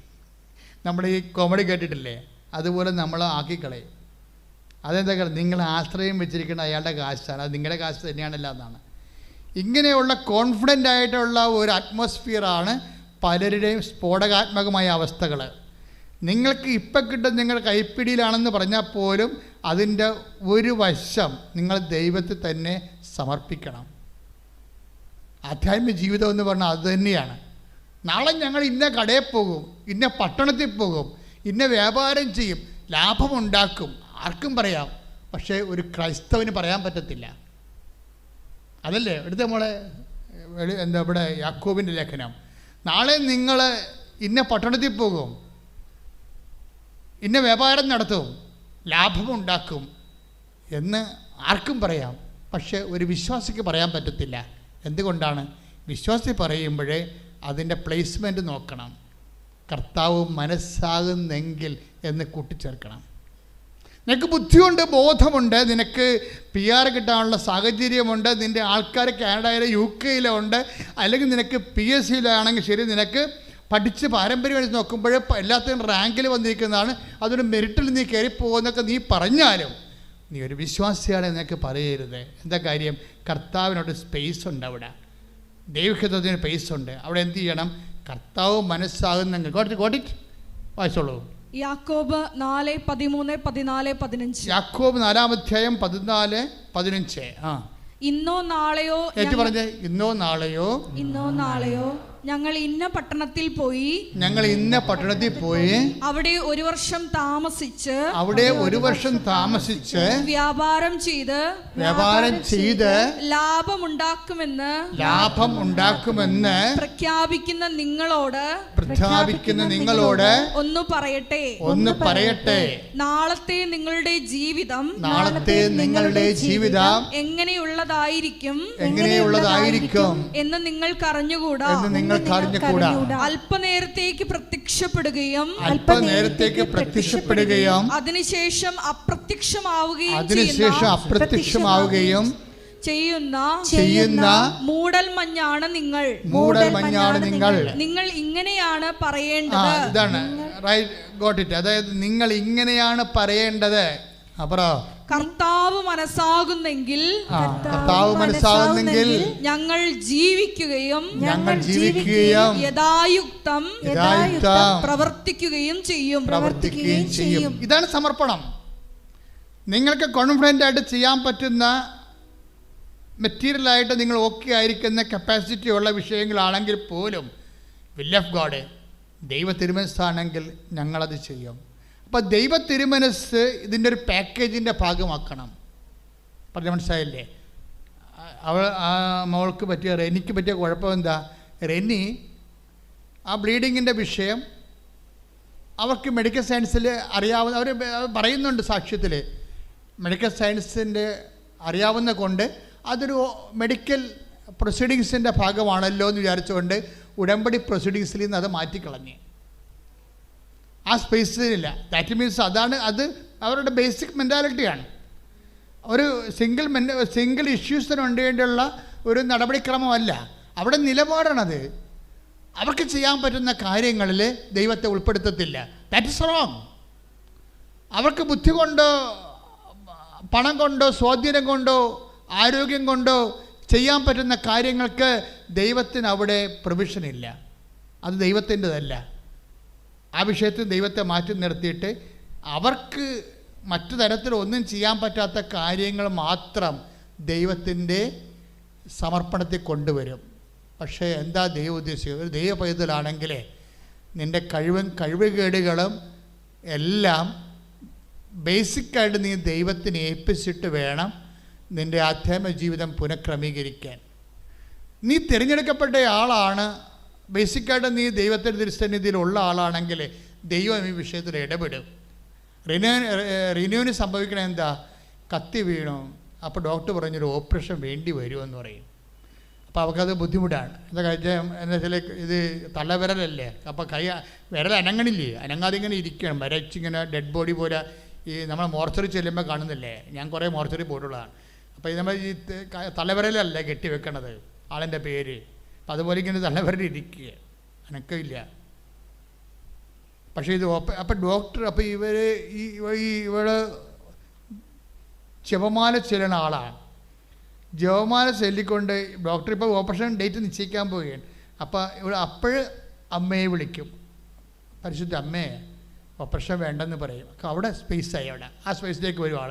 കണ്ട പതുക്കെ ഈ സാധനം അവിടെ അമ്മ കക്ഷിയാവും. നിങ്ങളുടെ കേസിൽ അമ്മയെ കക്ഷിയാക്കാത്താണ് കുഴപ്പം വരുന്നത് ചില കാര്യങ്ങൾക്ക്. Full and full. അപ്പോൾ അമ്മയെന്ന് വിളിക്കുക, അമ്മയെ ഓപ്പറേഷൻ വേണ്ട എന്ന് പറയും, എനിക്ക് പറ്റത്തില്ലെന്ന് പറയും. ഉടനെ ഡോക്ടർ പറയും, നമുക്ക് വെയിറ്റ് ചെയ്യാം, ഒരാഴ്ച വെയിറ്റ് ചെയ്യാമെന്ന് പറയും. അവർ വെയിറ്റ് ചെയ്യാം. അപ്പോൾ നോക്കി അവിടെ എക്സ്റ്റെൻഡ് ചെയ്തിട്ട് അവർ പ്രെയർ ടൈം, അത് ആ പ്രെയർ ടൈമാണ്. ഒരാഴ്ച വെയിറ്റ് ചെയ്യുകയാണ്. അപ്പോൾ ഓപ്പറേഷൻ മാറ്റാമെന്ന് പറഞ്ഞിട്ടില്ല. നമുക്ക് അതെന്ന് വെച്ചാൽ അങ്ങേക്കത് കൃത്യമായിട്ടത് സ്കാനിങ് റിപ്പോർട്ട് വ്യക്തമാകണം. അപ്പോൾ റീസ്കാൻ ചെയ്യുമ്പോൾ ബ്ലഡെല്ലാം മാറി ഇപ്പോൾ ഓക്കെ ആയി കാണുമല്ല. അപ്പോൾ അത് മുറിഞ്ഞിരിക്കണമെങ്കിൽ മുറിഞ്ഞിരിക്കും. അപ്പോൾ ഒരാഴ്ച കഴിയുമ്പോൾ പിന്നെ ഓപ്പറേഷൻ അല്ല വരുന്നത്. അപ്പോൾ ഇതിനിടയ്ക്ക് എൻഡോസ്കോപ്പി കൊളോസ്കോപ്പി കിടപ്പുണ്ട്, അത് വേറെ വിഷയം. അതിപ്പോൾ ഈ കാലിൻ്റെ വേദനയും മുറിഞ്ഞു പോയ ബ്ലഡ് കഴിഞ്ഞപ്പോൾ എൻഡോസ്കോപ്പിയൊക്കെ മറന്നവർ പരിപാടി ആപ്പടെ ബ്ലഡ് ബീഡിങ്ങൊക്കെ പോയിക്കൊണ്ടിരിക്കുകയാണെങ്കിലും അതിപ്പോൾ റെഫറൻസിന് എടുക്കണില്ല, വേറൊരു വിഷയമായി. അപ്പോൾ ഭർത്താവ് ചോദിച്ചു, നിൻ്റെ പ്രാർത്ഥന കൂടുന്തോറും നിനക്കിതുപോലെ പ്രശ്നമാണല്ലോ എന്ന് പറഞ്ഞു. പക്ഷേ ഇവർ വിട്ടുകൊടുക്കത്തില്ല. അതോർത്തിട്ടോ ശരിയാണല്ലോ, എനിക്ക് പ്രശ്നമാണല്ലോ എന്ന് പറയത്തില്ല.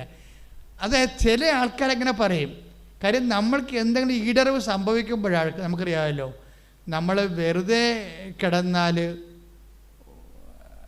വരെ ഷുഗർ രോഗം ഉണ്ടെങ്കിലൊക്കെ ഉറുമ്പ് നമ്മുടെ അടുത്ത് വരത്തുള്ളൂ. ചത്ത് കിടന്ന ഉറുമ്പ് മാത്രമല്ല, പാറ്റ, പല്ലി, എല്ലാ ക്ഷുദ്രജീവികളും. ഇപ്പോൾ ഇവിടെ നോക്കുമ്പോൾ ഒന്നുമില്ല. പക്ഷെ ഒരു ഡെഡ് ബോഡി കിടക്കുകയാണെങ്കിൽ എവിടെ നിന്നെല്ലാം ഒക്കെ ഉറുമ്പും ഈച്ചയും എല്ലാ സാധനവും വരണ കാണാം. ഇതുപോലെ തന്നെയാണ് ആധ്യാത്മികമായി നമ്മൾ ചത്തുകൊണ്ടിരിക്കുകയാണെങ്കിൽ ലോകത്തിലുള്ള എല്ലാ നിരീശ്വര ഈച്ചകളും വരും. എന്താ പ്രശ്നം വെച്ച് കഴിഞ്ഞാൽ ഓരോരുത്തർ പറയും, ഇപ്പോൾ നിങ്ങളുടെ പ്രാർത്ഥന കൂടിയില്ലേ, ഇപ്പം എന്നാ പരിപാടി, ഇങ്ങനെയാണ് കാണേണ്ടത്, ഇങ്ങനെ പറിച്ചുകൊണ്ടിരുന്നാൽ മതിയാ, ഇതൊക്കെ ചോദിച്ചുകൊണ്ട് ഓരോ വയ്യാവേലികൾ വരും, ജോബിൻ്റെ അടുത്ത് വന്ന പോലെ. അപ്പം ഇതിനകത്ത് അറിഞ്ഞുകൊണ്ടല്ല, ഭർത്താവ് അങ്ങനെ മോശമായിട്ട് പറയുകയല്ലേ, നല്ല സ്നേഹമുള്ള ഭർത്താവാണ്. പക്ഷേ ഇവളുടെ പ്രാർത്ഥന കൂട്ടിയിട്ട് ഇവർക്ക് ഇങ്ങനെ സംഭവിക്കുന്നതല്ല എന്ന് ഓർക്കുമ്പോഴും, പക്ഷെ പുള്ളിയുടെ കൗണ്ടർ ഇങ്ങനെ ഇവരുടെ കരളിയുടെ തന്നെ കൊള്ളുന്നുണ്ട് ശരിക്കും. പക്ഷേ ഇവളെ കൗണ്ടർ നേരെ മാതാവിൻ്റെ അടുത്തിട്ട്, അമ്മേ ഞാൻ വീട്ടിൽ ഒറ്റപ്പെട്ടു, എന്താ കാര്യം, ഡോക്ടർ ഓപ്പറേഷൻ പറയണ്, ഭർത്താവും ഓപ്പറേഷൻ പറയണ്, പക്ഷേ എനിക്ക് ഓപ്പറേഷൻ വേണ്ട, നീ എന്നെ സുഖപ്പെടുത്താം. അതാണ് പ്രശ്നം. അവിടെ ഇപ്പോൾ അമ്മ കക്ഷിയായി, ഉടനെ അമ്മ കക്ഷിയായി എൻ്റെ അടുത്ത്. ഭർത്താവ് ഓപ്പറേഷൻ പറയുന്നു, അല്ല ഡോക്ടർ ഓപ്പറേഷൻ പറയുന്നു, ഭർത്താവ് പറയണതും ഓപ്പറേഷൻ പറയുന്നുണ്ട്. പക്ഷേ ഒരു ബേസിക്കായിട്ട് വിശ്വാസിയാണ്. ഇത് ഒരു കാര്യം പറഞ്ഞില്ലെന്നേ ഉള്ളൂ, അതവരുടെ മെഡിക്കൽ സയൻസിന് അവർ മെഡിക്കൽ പ്രാക്ടീസിനായതുകൊണ്ട് അവർ പറഞ്ഞില്ലെന്നേ ഉള്ളൂ. ബാക്കി എല്ലാ കാര്യത്തിലും ദൈവത്തോട് അടുപ്പമുള്ള കക്ഷിയാണ്. അപ്പോൾ അവർ പറഞ്ഞ അമ്മയോട് പറയും, അമ്മേ നീ എന്നെ സുഖപ്പെടുത്തും, എനിക്ക് ഓപ്പറേഷൻ വേണ്ടെന്ന് പറയും. ഉടനെ അവിടെ ഒരു തീരുമാനം എടുക്കും, ഈ ആരാധന ഞാൻ നിങ്ങളോട് പറഞ്ഞില്ലേ, ആരാധന എക്കാലത്തും ആരാധന തന്നെയാണ്, അല്ലാതൊരു പ്രോഗ്രാമല്ല. ഇപ്പം ഈശോയുമായി നമ്മൾ ചെയ്തുകൊണ്ടിരിക്കുന്ന സംഭവം ഒരു പ്രോഗ്രാമല്ല. അപ്പോൾ റീനു എന്താ പറയണത്, ഞാനിപ്പോൾ ഒരു യൂട്യൂബിലൊരു ഉടമ്പടി ആരാധന കൂടും, അത് 2 മണിക്കൂറാണ്, അത് മൊത്തം ഞാനിതിന് കൂടും. പക്ഷേ അമ്മയോട് എനിക്ക് കാര്യം പറയാനുണ്ട്, 3 മണിക്കൂറിനുള്ളിൽ എൻ്റെ കാല് നിവർന്നിരിക്കണം എന്ന് പറയും. അതാണ് അധികാരമെന്ന് പറയണത്. ആധ്യാത്മിക ബന്ധം ഉണ്ടാകുമ്പോൾ അധികാരം ഉണ്ടാകും മനുഷ്യനെ. ഞാനിനി ഉടമ്പടി ആരാധന ഇപ്പോൾ ഇരുന്ന് കൂടും, 2 മണിക്കൂറുണ്ടത്, അത് മൊത്തം കൂടും. അമ്മയ്ക്ക് ഞാൻ 3 മണിക്കൂർ തരാം. 2 മണിക്കൂർ ആരാധനയുടേത്, 1 മണിക്കൂർ എക്സ്ട്രാ. 3 മണിക്കൂർ കഴിയുമ്പോൾ എൻ്റെ കാല് നിവർന്നിരിക്കണം, എനിക്ക് ഓപ്പറേഷൻ പറ്റത്തില്ലെന്ന് പറയും. എന്ന് പറഞ്ഞാൽ ഇവൾ ഒരു 2 മണിക്കൂർ ഇരുന്ന് തുടരാൻ ആരാധന കൂടും. എന്നിട്ട് 3 മണിക്കൂർ വരെ ഇരുന്ന് പ്രാർത്ഥിക്കും. 3 മണിക്കൂർ, കറക്റ്റ് 3 മണിക്കൂർ കഴിയുമ്പോൾ കാല് പൊക്കും. എൻ്റെ ദൈവമേ, ആ തള്ളവരിൽ അങ്ങനെ തന്നെ പഴയതുപോലെ പൊങ്ങി വരും. ഇതാണ് അതായത് അപ്പം എന്തേ, അപ്പം ഇതിനകത്ത് ഇൻവെസ്റ്റ്മെൻറ്റായി. ഇവള് ഭർത്താവിനോട് പറയും, ദേ എൻ്റെ കൈ വിരല് പഴയതുപോലെയാന്ന് പറയുമ്പോൾ ഭർത്താവ് അംഗീകരിക്കത്തില്ല. പിന്നെ അത് ഡോക്ടർ പറയണമെന്ന് പറഞ്ഞു, നീയാണോ പറയണത്? അതാണ് ആൾക്കാരുടെയൊക്കെ സ്വഭാവം. ഇതാണ് അതായത് രോഗിയായ നീ മിണ്ടണ്ട, രോഗിയല്ലേ ഇത്രയും നേരം മരവിച്ചിരുന്ന തള്ളവിരൽ ഉയർത്തുകയും പൊക്കുകയും ചെയ്യണത്. പക്ഷേ സ്വന്തം ഭർത്താവിന് രോഗിയുടെ സർട്ടിഫിക്കറ്റ് വേണ്ട. അതായത് ഇപ്പം നമ്മൾ ഈ സർട്ടിഫിക്കറ്റ് ഭർത്താവിന് വേണ്ടത് ഡോക്ടറിൻ്റെ സർട്ടിഫിക്കറ്റാണ്. അതായത് ഡോക്ടർ പറയണം കൈ സുഖപ്പെട്ടു, രോഗി പറഞ്ഞാൽ പോരാ. ഇതാണ് ബുദ്ധി കൊണ്ട് കാര്യങ്ങൾ കൈകാര്യം ചെയ്യുന്ന ആൾക്കാരുടെ ഒരു അവസ്ഥ അല്ല, ഒരു ദുരന്തം. അത് രോഗി പറഞ്ഞാൽ പോരാ, രോഗിയല്ല പറയേണ്ടത്, ബേസിക്കായിട്ട് അവളല്ല അനുഭവിക്കണത്. ഇന്നലെ ഈ നിമിഷം വരെ ഡെഡ് ബോഡി ആയിട്ടിരുന്ന വിരലാണ് ഇപ്പോൾ പൊങ്ങാനും താരാനും തുടങ്ങിയപ്പോൾ അവളുടെ ബോഡിയിലുള്ള പെയിനും ഇല്ല, ഒക്കെയായി. പക്ഷേ പറ്റത്തില്ല ഭർത്താവിന് പറയും നിനക്ക് വേദന ഇല്ലെന്ന് ഡോക്ടർ പറയണം. അതെങ്ങനെ പറയാൻ പറ്റും? നിനക്ക് ഇത് സുഖപ്പെട്ടു എന്നുള്ളത് ഡോക്ടർ പറയണം. അപ്പോൾ ഇവൾക്ക് പിന്നെയും വിഷമമായി. ഇനി ഡോക്ടറിന് ചിലപ്പോൾ ചില ഡോക്ടർമാർക്ക് ആളെ കണ്ട ഓപ്പറേഷൻ ചെയ്യണമെന്ന് തോന്നുന്ന സർജന്മാരുണ്ട്. അപ്പോൾ ഞാൻ ചെന്ന് ഡോക്ടറോട് പറഞ്ഞു, ഡോക്ടർ ദേ നോക്കിയേ എൻ്റെ കാല് ഇപ്പം അനങ്ങണില്ല, അത് പൊങ്ങി വരുന്നുണ്ട്, പഴയതുപോലെ ആയെന്ന് പറഞ്ഞു. അത് പഴയതുപോലെ ആയിട്ടില്ലെന്ന് ഡോക്ടർ പറയും. അത് പഴയതുപോലെ ആയിട്ടില്ലെന്ന്. അപ്പോൾ ഒക്കെ പേടിയായി. ഇല്ല ഡോക്ടർ ടെസ്റ്റ് ചെയ്ത് നോക്കൂ, അത് പഴയതുപോലെയായി. ടെസ്റ്റ് ചെയ്ത് നോക്കിയപ്പോൾ ഡോക്ടർ പറഞ്ഞു ഇതെങ്ങനെ സംഭവിച്ചു? പിന്നെ അധികം നേരം അവരെ മുറി നിന്നില്ല, അത് കർത്താവ് ചെയ്ത പരിപാടിയാണെന്ന് പറഞ്ഞ് അവിടെ ഇറങ്ങിപ്പോകുന്നു. ആ സാക്ഷ്യം നല്ല രസമാണ് കേൾക്കാൻ. അപ്പം തിരിച്ച് വീട്ടിൽ വരും, പിന്നെയും കിടപ്പുണ്ടല്ലോ എൻഡോസ്കോപ്പി കൊളോണോസ്കോപ്പി, പഴയ ഫയല് മാതാവിൻ്റെ അടുത്ത് വെക്കാഞ്ഞ ഫയലില്ലേ, അപ്പോൾ ആ ചാപ്റ്റർ അത് റണ്ണിങ് ആണല്ല. അപ്പോൾ അമ്മയോട് പറഞ്ഞു, അമ്മേ ഞാൻ ഉടമ്പടി മണാഗുണാന്നൊക്കെ ഇപ്പം ചുമ്മാ ഒന്ന് പോണ്ടിയിട്ടിട്ടേ ഉള്ളു, പക്ഷേ ഇപ്പം ഞാൻ പണി മേടിച്ചിട്ടുണ്ട്, അതുകൊണ്ട് ഈ വിഷയം എൻ്റെ ഹീമോഗ്ലോബിൻ 8 ആണ്, ഇതൊന്ന് 12 തന്നാൽ, അവർ സയൻറ്റിഫിക്കായിട്ടാണ് അമ്മയോട് സംസാരിക്കണത്, ഇതൊരു 12 തന്നാൽ പിന്നെ എനിക്ക് ഓപ്പറേഷൻ്റെ ആവശ്യമില്ല എന്ന് പറയും, അല്ലെങ്കിൽ ഇങ്ങനെ കുഴലിറക്കേണ്ട കാര്യമില്ല എന്ന് പറയും. അതിനുശേഷം ഇവർ ഉടമ്പടി ഉപ്പും ഉടമ്പടി തൈലം കൂടി ചേർത്ത്, അപ്പോൾ സയൻസ് പോയി, മനസ്സിലായില്ലേ, മെറിറ്റ് പോയി. പിന്നെന്താ അവർ ചെയ്യേണ്ടത്? ഗ്രേസ് അവർക്ക് ചെയ്യണത്. ഇവരോട് ഉടമ്പടി ഉപ്പ് ഉടമ്പടി തൈലം കൂടി ചേർത്തിട്ട് വിശ്വാസപ്രമാണം ചൊല്ലി അവർ ഒരു അല്പം എടുത്തിട്ട് ഒരു ഗ്ലാസ്സിൽ ചേർത്തിട്ട് ചൂടുവെള്ളം കുടിക്കും. കുടിച്ച് 2 ദിവസം കഴിയുമ്പോൾ ഇപ്പോൾ ടെസ്റ്റ് ചെയ്ത് നോക്കുമ്പോൾ ഹീമോഗ്ലോബിൻ 8 എന്ന് 12 ആവും, നോർമലാവും. അപ്പോൾ പിന്നെ ബ്ലീഡിങ് വരവ് നിറയ്ക്കും, ക്ലിയറായി, ആൾ പൂർണ്ണമായി സുഖപ്പെട്ട്. ശ്രുതികട്ടെ ഹല്ലേലൂയ. യേശുവേ നന്ദി, ഹല്ലേലൂയ ഹല്ലേലൂയ യേശുവേ സ്തുതി, ഹല്ലേലൂയ ഹല്ലേലൂയ ഹല്ലേലൂയ ഹല്ലേലൂയ യേശുവേ നന്ദി, ഹല്ലേലൂയ ഹല്ലേലൂയ. ചിന്തിക്കാതെ